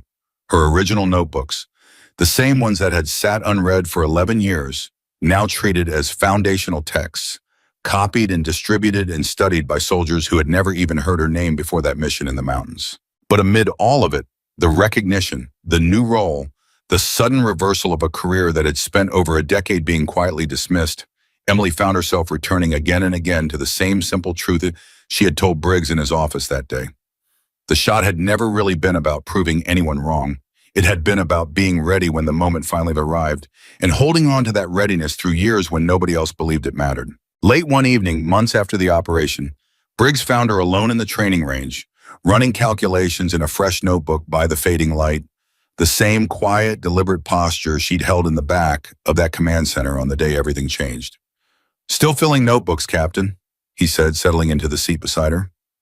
"Old habits, sir." "You know, I've thought a lot about that day," Briggs said, "about the fact that you sat in that room for 3 hours before anyone thought to ask what you were doing. 13 shots, 13 failures. And the entire time, the answer was sitting quietly in the corner, waiting to be asked the right question." Emily closed her notebook slowly, considering his words. "I've thought about it too, sir, and I've come to believe the lesson isn't really about me. No, it's about how many people are still sitting in the corner right now, in rooms all over this army, waiting for someone to finally ask the right question. I got lucky. Someone ran out of options and looked my way. Most people in my position never get that moment." Briggs was quiet for a long time, watching the last light fade over the range. "Then I suppose it falls to people like me to stop waiting until we run out of options," he finally said. "To start asking the right questions before the crisis forces our hand." Emily allowed herself a small, tired smile, the first genuine one Briggs had seen from her since the day they'd met. "That would be a good place to start, sir." The training range fell quiet around them, The same stillness Emily had learned to find comfort in over 11 long years, except now, for the first time in her career, that stillness no longer felt like invisibility. It felt like preparation. And somewhere out beyond the range, in barracks and classrooms across a dozen different units, soldiers were already opening their own notebooks, already beginning to ask themselves the questions Emily Carter had spent a lifetime learning to answer. Questions about patience, about patterns hidden in plain sight, about the quiet, unglamorous discipline that turns an impossible shot into an inevitable one. None of them yet knew how far that lesson would carry them. None of them yet understood that the greatest victory to come out of that mountain valley wasn't the 3,800-meter shot that saved 31 lives. It was the simple, stubborn truth that talent doesn't always announce itself loudly, that sometimes it sits quietly for years, filling notebooks nobody reads, waiting for the one moment when the world finally, desperately, needs to ask the right question. The quiet on that training range did not last long. 3 days later, Emily was pulled out of a morning class session by a runner who told her Briggs needed her in his office immediately. And something in the young soldier's face told her this was not going to be another commendation. She walked into Briggs's office to find him standing at the window, his back to her, a single sheet of paper held loosely in one hand. "Sir," she said, "you wanted to see me." Briggs turned, and the expression on his face was one Emily had not seen from him before. Something tighter, more careful. The look of a man choosing his next words with unusual precision. "Colonel Marcus Whitlock," he said. "Does that name mean anything to you?" Emily felt something cold settle in her chest. "Yes, sir. He was my commanding officer during my first posting. He's the one who filed my early research without review." "He's requested a formal meeting with command leadership," Briggs said. "He's disputing the account of what happened in that room 3 weeks ago." Emily blinked. "Disputing what exactly, sir? There were 14 witnesses. There's a recorded transmission log. The hostages are alive." "He's not disputing that the shot happened," Briggs said, setting the paper down on his desk and sliding it toward her. "He's disputing the credit." Emily picked up the paper and read it slowly, and with each line, the cold feeling in her chest spread further, settling into something closer to disbelief. The document was a formal statement, submitted through official channels, claiming that the thermal cycle methodology used in the operation had originally been developed under Whitlock's direct supervision during Emily's early service, that she had built her calculations on a foundation he had established, and that any recognition for the breakthrough should be shared, if not primarily credited, to his early mentorship. "This is not true," Emily said, and her voice, usually so controlled, carried an edge Briggs had not heard from her before. "Colonel Whitlock never once discussed thermal layer interaction with me. He rejected 3 papers on the subject without reading past the summary page. I have the original submission dates. I have his own handwritten notes dismissing the work as, and I'm quoting directly, sir, theoretical noise with no practical application." "I believe you, Captain," Briggs said, "but belief isn't evidence, and Whitlock has spent 26 years building relationships in this command structure that you have not had time to build. This is going to be a fight." Emily set the paper down carefully, forcing her hands to stay steady even as anger burned through her, sharper than anything she'd felt standing at that rifle 3 weeks earlier. Why would he do this now? He had years to claim credit for something he actually believed in. He didn't believe in it. He buried it. "I have a theory," Briggs said quietly, "and I don't like it." "Tell me." "Whitlock is up for his first star this cycle," Briggs said. "General officer selection boards look hard at a colonel's record of developing talent and innovation within their command. A story about a colonel who buried a soldier's groundbreaking research for 6 years is not the kind of story that gets a man promoted, but a story about a colonel who mentored the soldier who made the impossible shot. That's a very different story." Emily sat down slowly in the chair across from Briggs's desk, the weight of what he was describing settling over her. "So he's trying to rewrite what actually happened because the truth would end his career. That's my read on it, yes. And if he succeeds." Briggs's jaw tightened. "If he succeeds, Captain, then the training program we built, the one carrying your name informally through every unit that's requested it, gets quietly reattributed. Your role gets diminished. And 11 years of work that finally got its due credit 3 weeks ago goes right back into the shadow it came from." Emily felt something settle inside her then. Not panic, not the cold, creeping dread from a moment earlier, but something harder, more familiar. She had spent her entire career being underestimated, overlooked, filed away. She recognized this feeling. She had simply never expected to face it again after that mountain valley had seemingly changed everything. "What do I need to do?" she asked. "There's going to be a formal review board," Briggs said. "Whitlock requested it himself, which tells me he's confident he can win it. You'll need to present your case, and I have to warn you, Captain, boards like this one don't always favor the truth. They favor the version of the truth that's easiest for the institution to accept." "Then I'll make sure the truth is easy to accept," Emily said, "because it happens to also be documented." Timestamp. The review board was scheduled for 8 days later, and in that time, Emily found herself doing something she had done countless times before in her career, quietly methodically building an airtight case out of evidence nobody else had bothered to organize. She spent 4 straight nights in the records office, pulling every submission she had ever filed, cross-referencing dates, signatures, rejection notes written in Whitlock's own handwriting. She found the original memo where he had dismissed her third paper, the one that contained the earliest draft of the exact thermal delay calculations that had saved 31 lives in that mountain valley. A memo that read, in blunt, dismissive language, that her time would be better spent focusing on administrative competencies rather than what he called speculative theory with no field application. She photographed every page. She built a timeline. She tracked down 2 former colleagues who had witnessed Whitlock's dismissals firsthand and were willing to submit written statements, though both admitted privately to Emily that they were nervous about testifying against a colonel who still held considerable influence over promotion boards across multiple commands. "You understand what you're asking us to do," one of them, a former logistics sergeant named Ruiz, told her over a phone call. "Whitlock's got friends. This could follow us." "I understand," Emily said, "and I won't hold it against either of you if you decide it's not worth the risk. But I'm asking anyway because if I don't, he gets to rewrite 11 years of my life into a footnote in his promotion packet." Ruiz was quiet for a long moment. "Send me the statement. I'll sign it." Pollard, when he learned what was happening, showed up at the records office on the third night without being asked, carrying 2 cups of coffee and an expression that told Emily he had already made up his mind about whose side he was standing on. "Heard about Whitlock," he said, setting one of the coffees down beside her. "News travels fast." "News like this always does," Pollard said, pulling up a chair. "Chambers heard it from Alvarez. Alvarez heard it from someone in personnel. By the time it got to me, it had already turned into 3 different rumors, one of which had you being court-martialed, which I'm fairly confident is not accurate." Despite everything, Emily let out a short, tired laugh. "Not accurate. Good, because I already told Chambers I'd testify if it came to that, and I don't want to have wasted the offer." Pollard's tone shifted, growing more serious. "I mean it, Captain. I was in that room. I watched you predict a wind cycle down to the second while a hostage's life hung on a 6-second window. I don't care what Whitlock claims happened 6 years ago. I care about what I saw with my own eyes 3 weeks ago, and I'll say so under oath if that's what this takes." Emily felt something loosen in her chest. The isolation that had defined so much of her career suddenly, unexpectedly, giving way to something she hadn't fully let herself trust yet. "Thank you," she said quietly.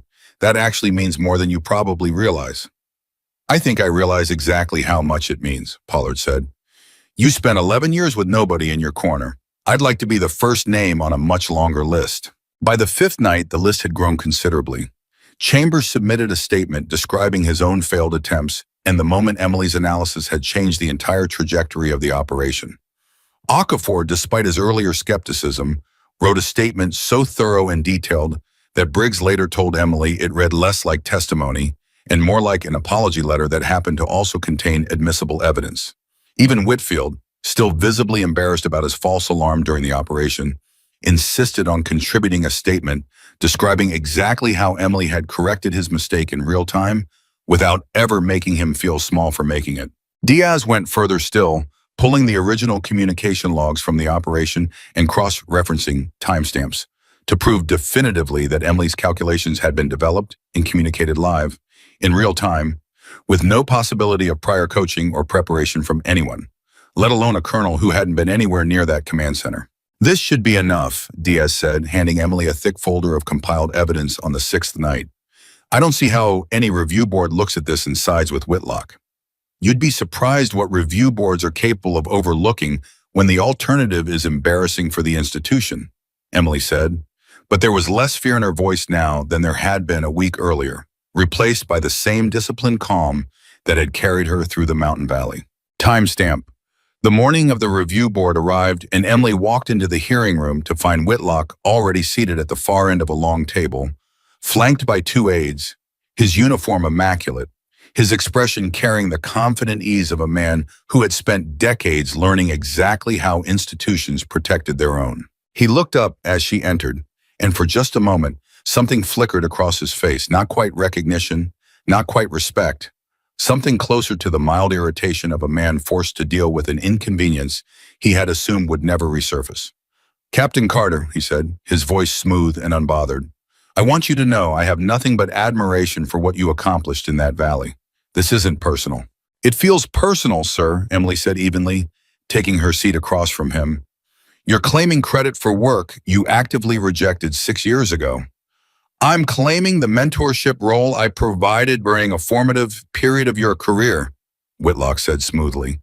"Every soldier's success builds on the foundation their early commanders gave them, whether they recognize it at the time or not." The board, composed of 3 senior officers Emily had never met, sat quietly at the head of the table, their expressions carefully neutral, giving away nothing about which version of events they were inclined to believe. The senior board member, a 2-star general named Reyes with a weathered face and sharp, assessing eyes, opened the proceedings. "Colonel Whitlock, Captain Carter, we're here today to review competing claims regarding the origin and development of the thermal cycle analysis methodology used in the operation 3 weeks ago. I want to remind both parties that this board's interest is in the truth, not in either party's career prospects. Colonel, you may begin." Whitlock spoke first, and he spoke well, Emily had to admit, weaving a narrative that was technically not built entirely on lies, describing his early command, describing Emily's initial training under his oversight, carefully omitting the specific details of how he had actually treated her research, while emphasizing vague, unfalsifiable claims about the mentorship environment he had supposedly cultivated. "Every young officer under my command received guidance on ballistics theory as part of standard training," Whitlock said. "Captain Carter's early exposure to thermal dynamics concepts began under that guidance. I don't claim to have invented her methodology. I claim to have provided the foundation upon which it was built." General Reyes turned to Emily. "Captain, your response." Emily opened the folder in front of her hands steady despite the pressure of 3 unfamiliar senior officers watching her every word. "General, I'd like to enter into record 3 research submissions I filed during my service under Colonel Whitlock's command, along with his handwritten evaluation notes attached to each one." She slid the documents across the table. Reyes picked up the first one, scanning it slowly, his expression unreadable. "This first paper, submitted 6 years ago, contains the earliest version of the thermal layer delay calculation that ultimately became the foundation of the methodology used in the successful operation," Emily continued. Colonel Whitlock's handwritten note, visible at the bottom of the final page, reads, quote, "Theoretical noise with no practical application. Recommend reassignment to administrative duties," end quote. Reyes's eyes flicked up from the page toward Whitlock, whose expression had not changed but whose jaw had tightened almost imperceptibly. "Colonel," Reyes said, "do you recall writing this note?" "I don't recall the specific language," Whitlock said carefully, "but I don't dispute providing critical feedback as part of standard mentorship. Feedback that pushes a young officer to refine their thinking is not the same as rejection." "It reads as rejection," said the second board member, a stern-faced brigadier general who had remained silent until now. "It explicitly recommends reassignment away from the very work you are now claiming credit for fostering." "With respect, General," Whitlock said, "context matters. That was 6 years ago. My understanding and appreciation for the captain's work has evolved considerably since then." "Your understanding evolved considerably in the last 3 weeks, is what I'm hearing," the brigadier general said dryly. And for the first time, Emily saw something crack in Whitlock's composed exterior, a flicker of genuine alarm before he smoothed it back over. Emily continued, sliding the second and third papers across the table, each accompanied by similarly dismissive notes, each one methodically dismantling the narrative Whitlock had spent the last week constructing.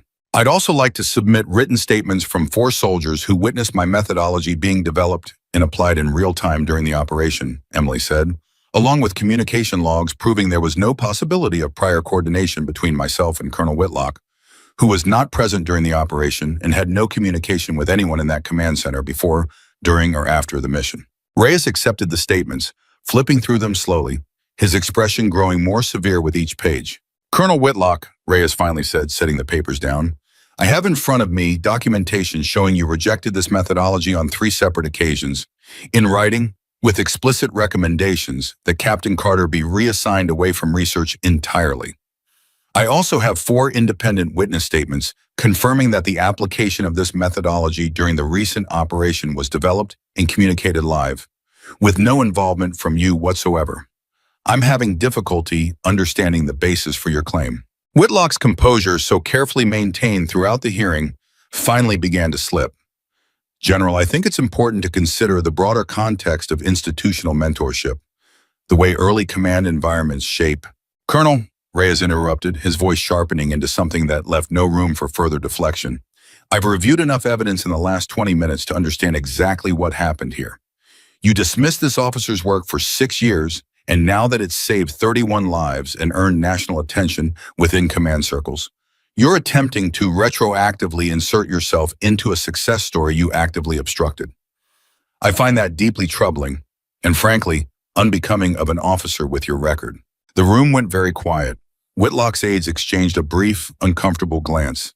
Emily kept her expression neutral, though inside, something that had been coiled tight in her chest for 8 straight days finally began to loosen. General, Whitlock tried again, his voice noticeably less smooth now. I don't believe intent should be conflated with outcome. Regardless of my initial evaluation, the fact remains, Reyes said, cutting him off a second time, that you attempted to claim credit for work you dismissed using language calculated to obscure your actual role in a formal statement submitted through official channels. That is not a minor administrative dispute, Colonel. That is a serious integrity concern, and this board will be referring the matter for further review outside the scope of today's hearing. The words landed like a verdict, and Emily watched as the confident, unbothered posture Whitlock had walked in with finally completely collapsed. Timestamp.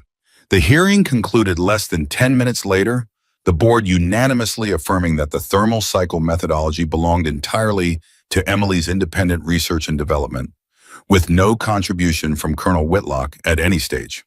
The formal record was corrected, the training program retained her name, and the matter of Whitlock's conduct, as Reyes had promised, was referred for a separate, far more serious review. Outside the hearing room, Briggs was waiting, and the look on his face told Emily everything she needed to know before he said a word. I heard, he said. Word travels fast in this building. It should have been over in 10 minutes, Emily said, some of the exhaustion of the last 8 days finally showing through. It felt like it took 8 days to prove something that was true from the very beginning.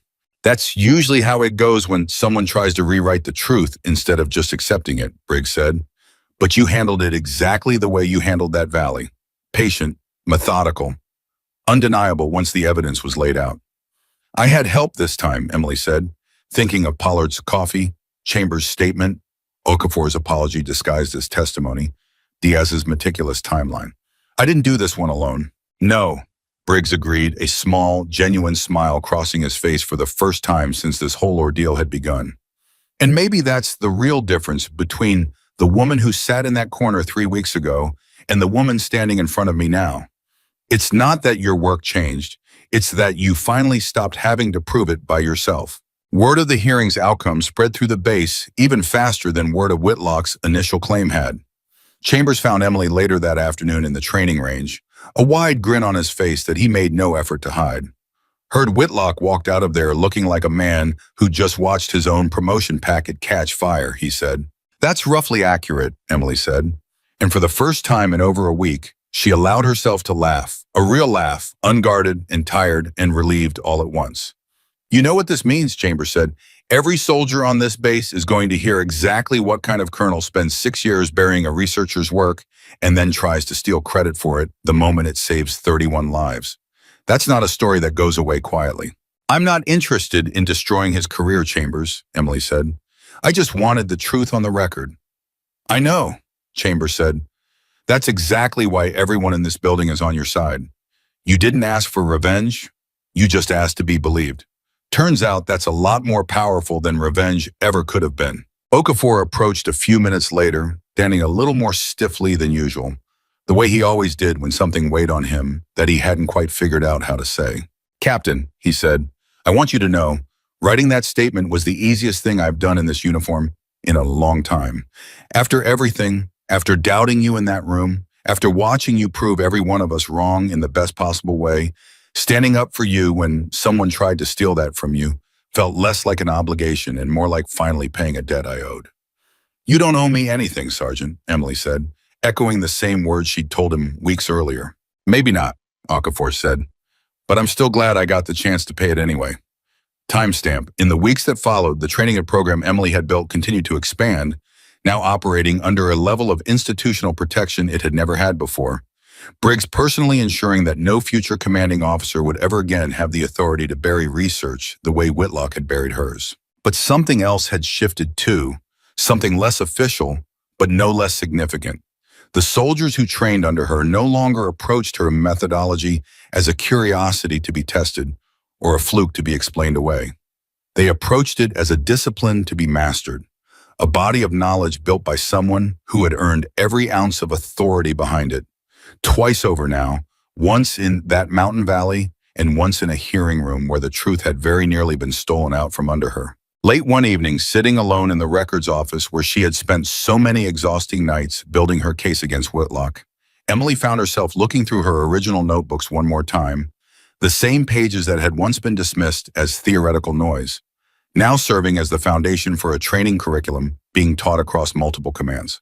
Pollard found her there, as he often did lately, leaning against the doorway with the same quiet, easy presence he'd carried since the day the mission had ended. Still working, he said. Old habits, Emily said, echoing the same words she'd once given Briggs.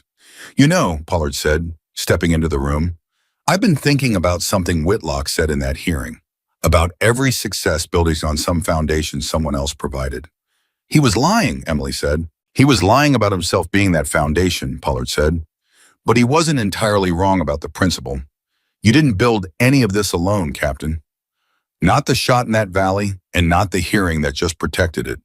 You had 13 failed attempts ahead of you that taught you exactly what not to trust. You had a general willing to listen when nobody else would. You had soldiers willing to stand up for you when someone tried to take that away. Emily closed the notebook slowly, considering his words. I spent so many years believing I had to do everything alone, because for so long that was the only option anyone gave me. And now I think maybe the real lesson isn't that talent survives in isolation, Emily said quietly. Maybe it's that talent shouldn't have to. Maybe the whole point of what happened these last few weeks is proving that when the right people finally do pay attention, everything moves faster, holds stronger, survives challenges that would have crushed it if it had stayed alone in that corner. Pollard nodded slowly, understanding settling over his weathered face. Then I suppose the next question is what you do with that lesson now that you've learned it. Emily looked down at the notebook in her hands. 11 years of quiet, overlooked work that had somehow, against every obstacle placed in its way, finally found the recognition it deserved. Not once, but twice. First in a mountain valley under a countdown clock, and now in a hearing room where the truth had nearly been stolen by a man protecting his own ambition. I think, she said slowly, the next question isn't really about me anymore. Outside, the base had gone quiet for the evening. The same kind of stillness Emily had learned to find comfort in over so many solitary years, except now that stillness carried something different inside it. Not the loneliness of being overlooked, but the steady, grounded confidence of someone who had finally, undeniably been seen, and who understood, perhaps more clearly than anyone else in that command structure, exactly how many other soldiers were still waiting quietly in their own corners for someone to finally ask them the right question. The question of what came next did not stay abstract for long. 6 weeks after the hearing that ended Whitlock's promotion bid, Briggs called Emily into his office again, and this time instead of a formal document waiting on his desk, there was a simple manila folder and an expression on his face that looked almost nervous, which was not a look Emily had ever seen him wear before. Sit down, Captain, Haas said. I've got something I need to run by you, and I want your honest reaction. Not the polite one. Emily sat, curiosity overtaking the small flicker of caution that any summons to this office now carried after the Whitlock affair. Yes, sir. Command wants to take your training program national, Briggs said. Not just this base, not just the units that have already requested it informally. They want a standardized curriculum built around your methodology, taught at the schoolhouse level, mandatory coursework for every advanced marksman training pipeline in the Army. Emily sat with that for a moment, the scale of it settling over her slowly. That's every long-range program in the country, sir. That's every long-range program in the country, Briggs confirmed. And they want you to lead the development, not consult on it. Lead it, which means relocating to the schoolhouse, building a full staff, writing doctrine that soldiers will be studying for the next 20 years. That's an enormous shift, sir. It is, Briggs agreed, and I told them I wouldn't answer for you. This has to be your decision, Captain, because I know better than almost anyone how many times decisions about your career got made without you in the room. I wasn't about to add myself to that list. Something in Emily's chest tightened at that, not from doubt, but from the simple, still unfamiliar experience of someone in power choosing to hand a decision back to her instead of making it for her. Can I have a few days to think it over, sir? Take a week, Briggs said. This isn't a decision anyone should rush. Emily spent that week the way she spent most difficult decisions, methodically, turning the question over in her notebook the same way she once turned over wind patterns, weighing costs against outcomes, searching for the pattern hidden beneath the noise of her own uncertainty. Pollard found her on the third night, sitting alone at the edge of the training range long after the sun had gone down, her notebook open on her knee, illuminated by nothing but the weak glow of a small flashlight clipped to her collar. Briggs told me about the offer, he said, settling onto the ground beside her without waiting for an invitation. Word travels fast in this command, Emily said, echoing words that had become something of a running joke between them since the hearing. It does when the person at the center of the story keeps doing things worth talking about, Pollard said. So, what's the notebook telling you? Emily closed it slowly. The notebook doesn't have an opinion on this one. This isn't a wind pattern. There's no cycle to observe, no data to collect that tells me the right answer. Then what's actually stopping you? Emily was quiet for the long moment, and when she finally spoke, her voice carried a vulnerability that even Pollard, who had spent the last 2 months earning her trust one quiet gesture at a time, had rarely heard from her. Fear, she admitted. Not fear of failing. I've spent my whole career comfortable with the possibility of failing quietly, where nobody's watching. This is different. If I take this role and it doesn't work, if the doctrine I write doesn't hold up, if soldiers train under my methods and something goes wrong in the field because of a gap I didn't anticipate, that failure doesn't stay quiet. That failure gets studied. It gets written into after-action reports. It costs lives instead of just costing me a promotion. That's a heavy thing to carry, Pollard said quietly. It's the same thing I carried into that valley, Emily said. Yeah, you died. Except in that valley, I only had to be right once. This is asking me to be right forever, for every soldier who ever opens the manual I write. Pollard considered this for a long moment, staring out at the darkened range in front of them. Can I tell you something my old instructor told me, back when I was younger than half the soldiers training under you now? Go ahead. He told me that the moment you stop being afraid of getting it wrong is the moment you've stopped taking the job seriously enough to get it right. He said the fear isn't the enemy, Captain. The fear is the thing that keeps you checking your math 3 times instead of twice. It's the thing that made you spend 11 years filling notebooks nobody read because some part of you understood that being right actually mattered, even when nobody else was paying attention. Emily turned to look at him, something shifting behind her eyes. You're not being asked to be perfect, Pollard continued. You're being asked to bring the same discipline that saved 31 lives into a room where you get to teach it to everyone who comes after you. That's not a burden, Captain. That's the whole reason this Army finally has a chance to stop losing people like you to filing cabinets. Timestamp. Emily accepted the position 4 days later, and the transition that followed unfolded faster than she had anticipated. A flurry of paperwork, relocations, staff meetings, and the slow, deliberate process of translating 11 years of solitary notebooks into a curriculum that could be taught, tested, and trusted by soldiers who had never met her and never would. The first cohort to train under the newly formalized program arrived 3 months later, 42 soldiers pulled from units across the country, each one carrying some version of the same skepticism that had once filled that command center on the day of the mission. The quiet, reflexive doubt of people trained to trust proven methods over unproven theory. Emily stood in front of them on the first morning, and for a moment the old, familiar instinct rose up in her, the urge to shrink slightly, to soften her presence in a room full of people who had not yet earned the reason to believe her. She pushed the instinct down, the same way she had pushed down her fear in that mountain valley, and began to speak. "My name is Captain Emily Carter," she said. 3 months ago, most of you had never heard that name. Some of you have now heard a version of a story about a shot I took in a mountain valley, and I want to start by telling you that story is true, but it's not the most important part of what you're here to learn. A murmur passed through the room, confusion flickering across several faces. "The most important part isn't the shot," Emily continued. "It's the 11 years before it. 11 years of watching wind patterns nobody asked me to watch. 11 years of filling notebooks that got filed away without being read. 11 years of being told, more times than I can count, that what I was studying didn't have practical application. I'm not telling you this so you'll feel sorry for me. I'm telling you this because every single one of you is going to spend years of your career doing work that feels unglamorous, unnoticed, and unrewarded. And I need you to understand before you ever fire a single round in this program that the discipline you build in those quiet years is the only thing that will be there for you in the loud ones." A young soldier in the front row, barely into his 20s, raised his hand hesitantly. "Captain, did you ever think about quitting? During those 11 years, I mean. Did you ever think the notebooks weren't worth it?" Emily considered the question honestly, the way she considered every question that mattered. "Every year," she said, "sometimes every month.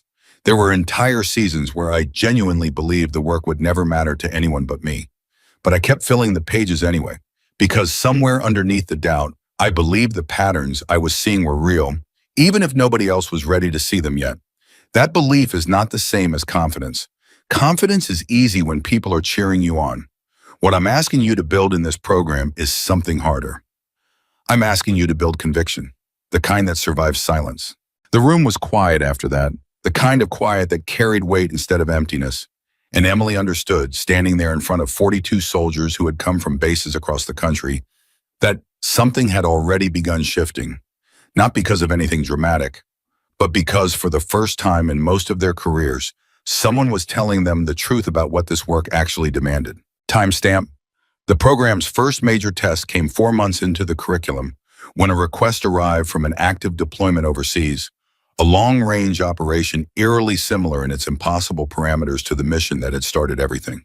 A target positioned at extreme range through complex mountainous terrain, with a tight window and lives hanging on the outcome. Command requested that Emily's newest and most promising trainee, a quiet, methodical soldier named Corporal Sarah Kim, who had reminded Emily of herself from the very first week of the program, be flown out to support the operation directly.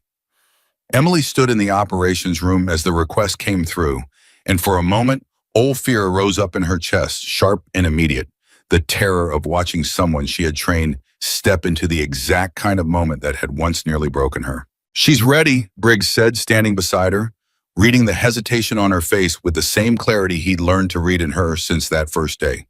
"You built her the same way you built yourself, patient, methodical, undeniable once the evidence is laid out. Knowing something intellectually and watching it happen in real time are two very different things," Emily admitted. "Welcome to command," Briggs said, not unkindly. "That feeling doesn't go away.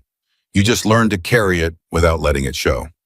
The mission unfolded over the following 6 hours, relayed back through intermittent, static-filled transmissions that Emily monitored from a secure line, her hands tight around a cup of coffee that had gone cold hours earlier without her noticing. Kim's voice, when it finally came through clear, carried the same disciplined, calm Emily had worked so hard to instill in her, the same refusal to let fear override observation. "Command, this is Corporal Kim. I've identified a delayed thermal cycle consistent with training parameters, requesting authorization to hold for window confirmation." Emily closed her eyes, listening to her own methodology, her own years of solitary notebooks, being spoken aloud by someone else entirely.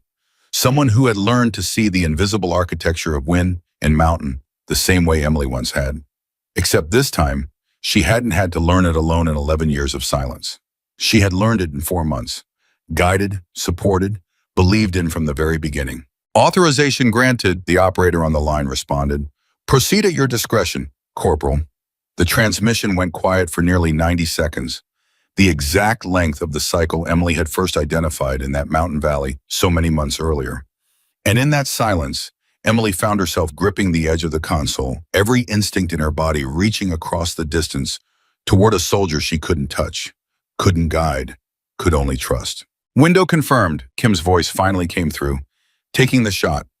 The silence that followed felt identical to the one Emily remembered from her own operation. The same suspended, unbearable stretch of time where an entire mission balanced on a single decision made under impossible pressure. Then, finally, the words that broke the tension wide open. Target confirmed down. All friendly forces accounted for. Mission successful. The operations room erupted into quiet, controlled celebration, but Emily found herself sitting motionless for a long moment, tears gathering in her eyes that she made no attempt to hide because, in that instant, she understood something with a clarity that no amount of training or preparation could have given her beforehand. This was never just going to be about the one shot she took. It was about every shot that would come after it, taken by soldiers who would never have to sit alone in a corner for 11 years, filling notebooks nobody read, waiting for a crisis desperate enough to finally ask them the right question. Briggs found her a few minutes later, still sitting quietly at the console, and he didn't say anything at first, simply pulled up a chair and sat beside her the way Pollard so often did, offering presence instead of words. She did it, Emily finally said, her voice thick with an emotion she hadn't fully anticipated. She actually did it. She did, Briggs agreed, but she didn't do it alone, Captain. She did it because someone finally built her the foundation you never had. That's not a small thing. That's the entire point of everything you've built these last several months. Timestamp. Word of Kim's successful operation spread through the training program almost as quickly as word of Emily's own mission had spread a year earlier. Except this time, the story carried a different weight, proof not of one extraordinary individual, but of a methodology, a discipline, a system finally strong enough to produce success again and again, independent of any single person's singular brilliance. Kim returned to the training facility 3 weeks later, and when she found Emily in the same records office where so much of the program's foundation had been built, she stood in the doorway for a long moment before speaking. The same hesitant respect Emily remembered from her own early encounters with soldiers who didn't yet know how to address someone who had changed the course of their career without ever asking for the credit. Captain, Kim finally said, I don't think I properly thanked you before I deployed. You don't need to thank me, Corporal, Emily said. You did the work. I just made sure you didn't have to do it in silence. That's the part I keep coming back to, Kim said, stepping into the room. Everyone talks about your shot, the 3,800 meters, the impossible window. But sitting out there, waiting for that cycle to align, all I could think about was how differently that moment would have felt if I'd had to figure it out completely alone, the way you did. I had your notebooks. I had 4 months of training built on 11 years of your mistakes and corrections. I don't think people understand what a gift that actually is. Emily felt something settle deep in her chest, a kind of peace she hadn't expected to feel this early into a career she had once assumed would end quietly, unnoticed, buried in administrative postings and rejected research papers. I think, Emily said slowly, that might be the actual answer to a question I've been asking myself since I accepted this position. I was so afraid of the weight of getting this wrong for everyone who trains under this program. I never fully let myself consider what it would feel like to get it right. Timestamp.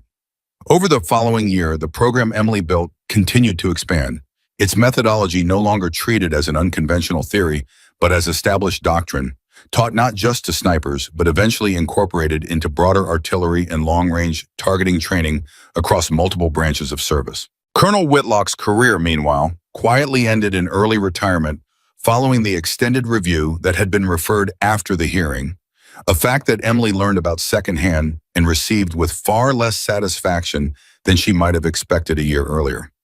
She had never wanted revenge.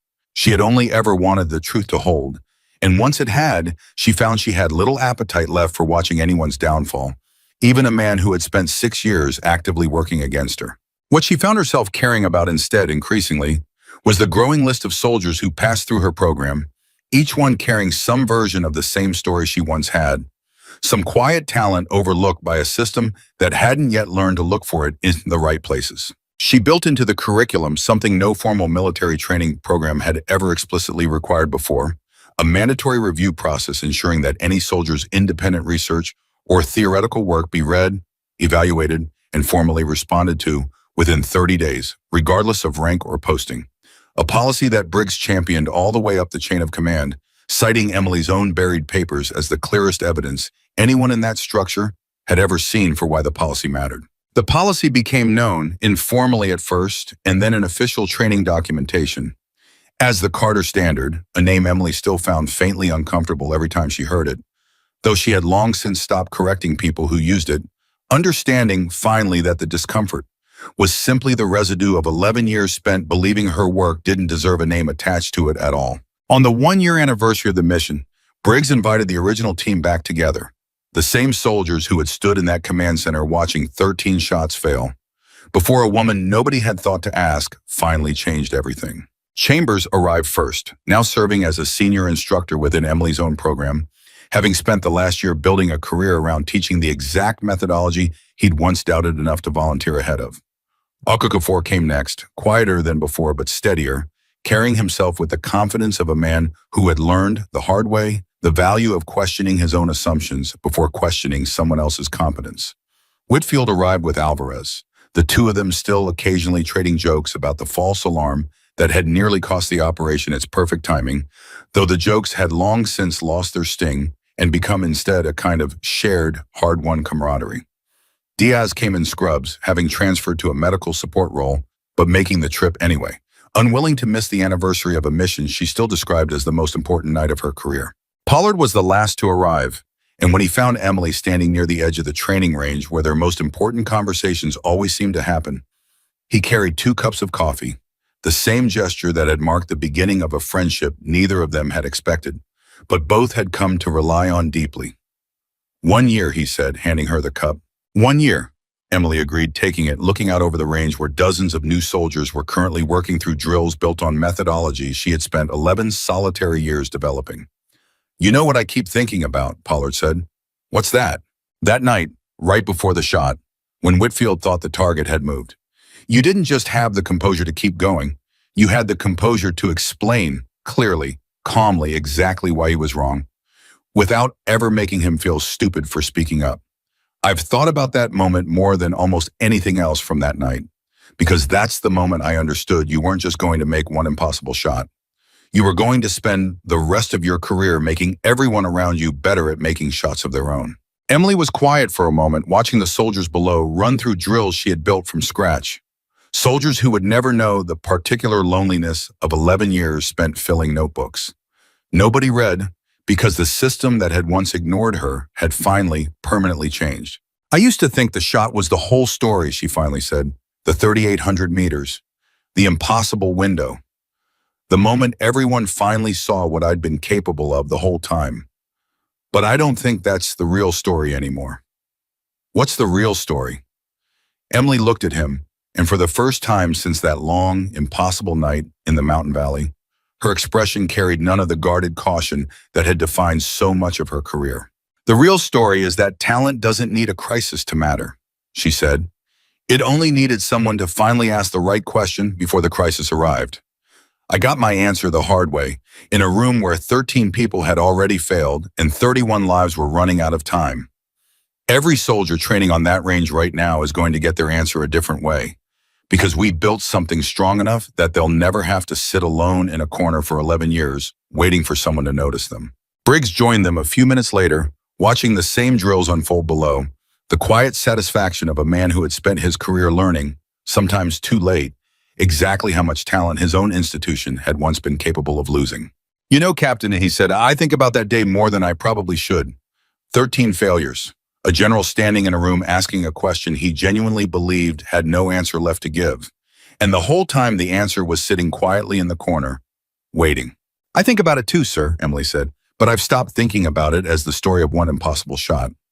I think about it now as the story of every soldier who never has to wait in that corner again, because someone finally learned to ask the right question before it was too late. The training range stretched out below them, full of soldiers who carried Emily's discipline forward into futures she would never fully witness. Each one a small, living proof that the quietest people in any room often carry the answers everyone else is too loud to hear, and that the true measure of an impossible shot was never really about the distance it traveled. It was about how many lives it changed long after the sound of it had faded into silence. And on that mountain in that valley, on that single unforgettable night, Captain Emily Carter did not just save 31 lives with one extraordinary shot. She proved once and for all that greatness does not always announce itself loudly, that sometimes it waits quietly for years, filling page after page with patience nobody else understood, until the exact moment the world finally has no choice left but to ask the one question that changes everything. History does not remember most of its quiet correction. It remembers the explosion, the single dramatic moment when a system finally bends to accommodate a truth it spent years refusing to see. It rarely remembers the years of silence that came before that moment, and it almost never remembers the ordinary people who lived inside those years, filling their own version of Emily Carter's notebooks, waiting for a question that might never come. Briggs understood this now in a way he hadn't a year earlier, and standing beside Emily on the edge of that training range, watching a new generation of soldiers run drills built from her methodology, he found himself thinking not just about the mission, but about every mission like it that history had already quietly buried. "You know what strikes me most looking back," he said. "It isn't that 13 good snipers failed before you stood up. Good people fail at impossible things all the time. What strikes me is how close this army came to never finding out what you were capable of at all. If Rahimi hadn't taken that convoy, if the mission hadn't run out of options, you might have spent your entire career in administrative postings, and none of us would ever have known what we lost." Emily considered this in silence for a moment, watching a young trainee below adjust his position exactly the way she had taught him to, patient, deliberate, unhurried by the pressure of an instructor's gaze. "That's the part that used to keep me up at night," she finally said. "Not the 11 years of being overlooked. I made peace with that a long time ago. What kept me up at night was wondering how many other people never got their crisis. How many people just as capable as I was spent their whole careers in the corner, and the mission that needed them never came, or came at a moment when nobody desperate enough was left to finally ask the right question." It was, Briggs realized, the same quiet, unglamorous discipline that had defined every part of her journey, the refusal to let her own vindication become the entire lesson. She had been right. The army had been wrong, but somewhere underneath that simple truth sat a harder, more uncomfortable one. The understanding that institutions do not fail by accident. They fail through 1,000 small decisions made by reasonable people, protecting reasonable assumptions. A commanding officer who genuinely believed theoretical work belonged in a classroom. A promotion board that genuinely believed proven methods were safer than unproven ones. A room full of decorated snipers who genuinely believed that if the shot were truly possible, one of them would already know how to make it. None of them had been villains. That was the part people struggled with most when they first heard the story, the instinct to look for someone to blame, a single figure whose malice explained 11 years of buried research. But malice was rare. Institutional blindness rarely required it. It required only the far more common, far more forgivable failure of never thinking to ask a different question, never wondering what talent might be sitting quietly in a corner, filling notebooks nobody had bothered to open. This was not a new story, though it wore new clothing. Emily had begun reading in the months since the hearing about others who had walked similar roads long before her. Engineers whose designs sat in drawers for decades before a crisis finally forced someone to open them. Scientists whose theories were dismissed by the very institutions that would later build entire fields upon them. Soldiers throughout history who had understood something true about the battlefield years before anyone in command was desperate enough to listen. The names changed. The uniforms changed. The specific nature of the overlooked genius changed from decade to decade, from war to war, from institution to institution. But the pattern held with an almost unsettling consistency, the same story told again and again across centuries. The story of a system that rewards the visible and quietly starves the essential. What made Emily's story different, she had come to believe, was not that she had finally been recognized, Recognition on its own changed nothing beyond the boundaries of one career. What made her story different was that the recognition had been followed by something rarer and far more valuable: structural change, a policy built into doctrine, a review process that could no longer be circumvented by a single dismissive commanding officer, a training program designed explicitly to ensure the next Emily Carter would never have to wait 11 years and a hostage crisis before anyone thought to ask what she'd been quietly building. That, she had come to understand, was the actual measure of whether a lesson had been learned. Not whether one story ended well, whether the system that produced that story became incapable of producing it again.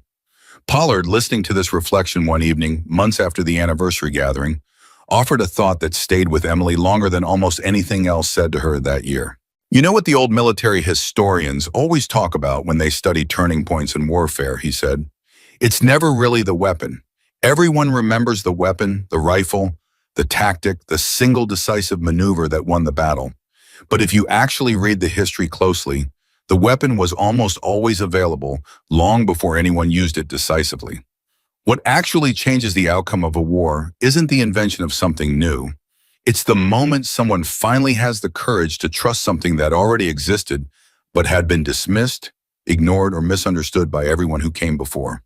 Emily turned this thought over slowly, recognizing something true in it that reached far beyond her own experience. The thermal cycle patterns she had identified in that valley had not been created by her. They had always existed, embedded in the physics of wind and heat and terrain, waiting patiently for someone disciplined enough to notice them. Her genius, if that word even applied, had never been invention. It had been attention. The willingness to watch something long enough, carefully enough, humbly enough, to see a pattern that 13 talented people, moving too fast and trusting too quickly in what they already believed, had missed entirely. This, she began to understand, was the real inheritance she wanted to leave behind. Not a single impossible shot that would be remembered and eventually forgotten the way all impressive feats eventually are, but a discipline of attention, a culture built around the radical, almost countercultural idea that the most important insights rarely announce themselves loudly. They arrive quietly, earned through years of unglamorous observation, and they belong, more often than institutions like to admit, to the people standing in the back of the room, not the people standing at the front of it.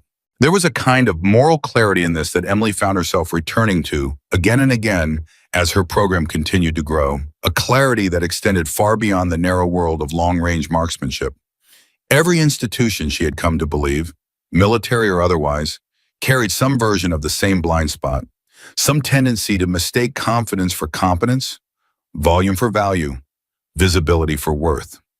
And every institution, if it wanted to survive its own blind spots, needed to build deliberate structures, forcing it to look past the loudest voices in the room toward the quieter ones that might be holding the actual answer. She thought often of the exact phrase Briggs had used in that command center on the worst night of her career, the question that had, against every reasonable expectation, finally found her. "Any snipers left?"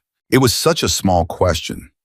4 ordinary words, asked out of desperation rather than wisdom. Briggs had not asked it because he believed the answer was sitting quietly nearby. He had asked it because he had run out of options, because 13 failures had stripped away every alternative except the one nobody had considered. And that, Emily had come to believe, was perhaps the most important and most uncomfortable truth buried inside her entire story. Crisis had been the only thing capable of forcing that question to finally be asked. Left to its ordinary rhythms, the institution she served would likely never have asked it at all. It had taken 31 lives hanging into the balance, 13 decorated failures, and a general with nothing left to lose, before anyone thought to look toward the woman who had been sitting there, ready, for the entirety of her 14 months in that unit, and arguably for the entirety of her career before that. She did not want the next great insight buried in her Army's ranks to require a hostage crisis before someone finally thought to ask the right question. That was the entire purpose behind the Carter Standard, behind the mandatory review policy, behind every hour she now spent building a system deliberately designed to notice quiet excellence before circumstance forced the issue. History, she had come to believe, was full of near misses in the opposite direction, moments when the crisis arrived and the quiet expert in the corner never got asked at all, when the notebook stayed closed, when the pattern went unnoticed until it was too late for anyone to benefit from it. Nobody wrote songs about those failures, because by definition, nobody ever discovered what might have been possible. The tragedy of a genius who has never asked the right question does not announce itself the way a triumph does. It simply disappears, quietly, into administrative postings and rejected research papers and careers that end in obscurity, and the world never learns what it lost. This, more than the shot itself, more than the vindication of the hearing, more than the training program bearing her name, was the true weight Emily now carried forward into every soldier she trained, every lecture she gave, every notebook she encouraged young recruits to keep, even when nobody around them seemed interested in reading it. Because somewhere in every generation, in every institution, in every command structure ever built by people trying their honest best to identify talent and reward competence, there would always be another version of Emily Carter, sitting quietly in the corner of some room, filling pages nobody had yet thought to open, waiting patiently for a crisis that history would either force someone to notice her in time, or, just as easily, might never come at all. The measure of a truly great institution, she had come to believe, was not whether it eventually recognized its own Emily Carter after the crisis had already nearly cost everything. The measure was whether it built the discipline, the humility, and the structural courage to ask the right question long before any crisis ever arrived to force the issue. That was the standard she now held herself and everyone she trained to, not the standard of surviving one impossible night in a mountain valley, but the far higher, far quieter standard of building a world where nobody capable ever again has to wait 11 years in silence for someone, anyone, to finally think to ask. And so the story of the impossible shot became something larger than the shot itself, larger than the general who asked the question, larger even than the woman who finally answered it. It became a permanent reminder, carried forward through every soldier who would ever train under her name, that greatness rarely shouts. It waits. It watches. It fills its notebooks in silence, year after year, refusing to disappear even when nobody is looking, because somewhere deep inside every overlooked talent lives the quiet, unshakable conviction that the truth does not require an audience to remain true. It only requires someone someday to finally ask.